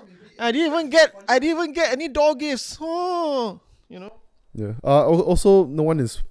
These influencers turn stand-up comedians. They're selling tickets, and it's not like the people buying it are forced to buy it lah. Okay, they want to buy really it. want to, right? Yeah, they want to buy it. I mean, want look, to. I mean, sometimes you build your profile on social media, and people like you lah for who you are, and you're selling a show at the end of the day, right? And that's what we do. We just we do it a different way lah. We bypass the social media side, and we just did the stand-up comedy. We depend on our jokes. Yeah. Depend on our There's no such funniness. thing anymore lah. That's the worst part. Yeah, Like, right. The way it works now is that no matter what you do in art, Yeah, everything. it's all social media now. Yes. It's everything is social media. It's how well you do in social media. It's got nothing to do with the fact that you think Jason can be as successful as he is if his social media is shit like mine. No. At the end of the day, it's Have you seen mine? My God. yeah, it's the only one marginally worse than I'm mine. surprised I got into this podcast. No, they needed quota, bro. Yeah, the Chinese quota. Yeah. Okay, let's wrap up. Okay, alright guys, that's it for today's episode. It's I don't know how long, maybe less than 2 hours. Oh. Yeah, but Well, depends on how hours? much we cut. yeah. Depends on Yeah. how much we Yeah, cut. probably 2 hours. We see yeah. how. So Rizal had to leave a couple of hours ago or half an hour. Yeah, Yeah. to pick up his kid. Yeah. Anyways, yeah, thank you Rizal for coming. Jiho, Kavin Jay, and yeah, leave your thoughts in the comment section. Or What you not. thought about this? What you thought about this episode? Unless you're racist, hit the like button, hit the subscribe button, and suggestions who you want to see in future podcast episodes. And yeah, I will see you guys in the next episode. Let's get it. missing my homies. I'm missing my oldies, my brothers, my cronies. We all went to court, but before only courts that we knew were the ones where we were shooting three, selling Kobe. To a legend, rest in peace to the old me. Rest in peace to my brothers, rest in peace to my whole team. The oldest, I'm missing my shawty.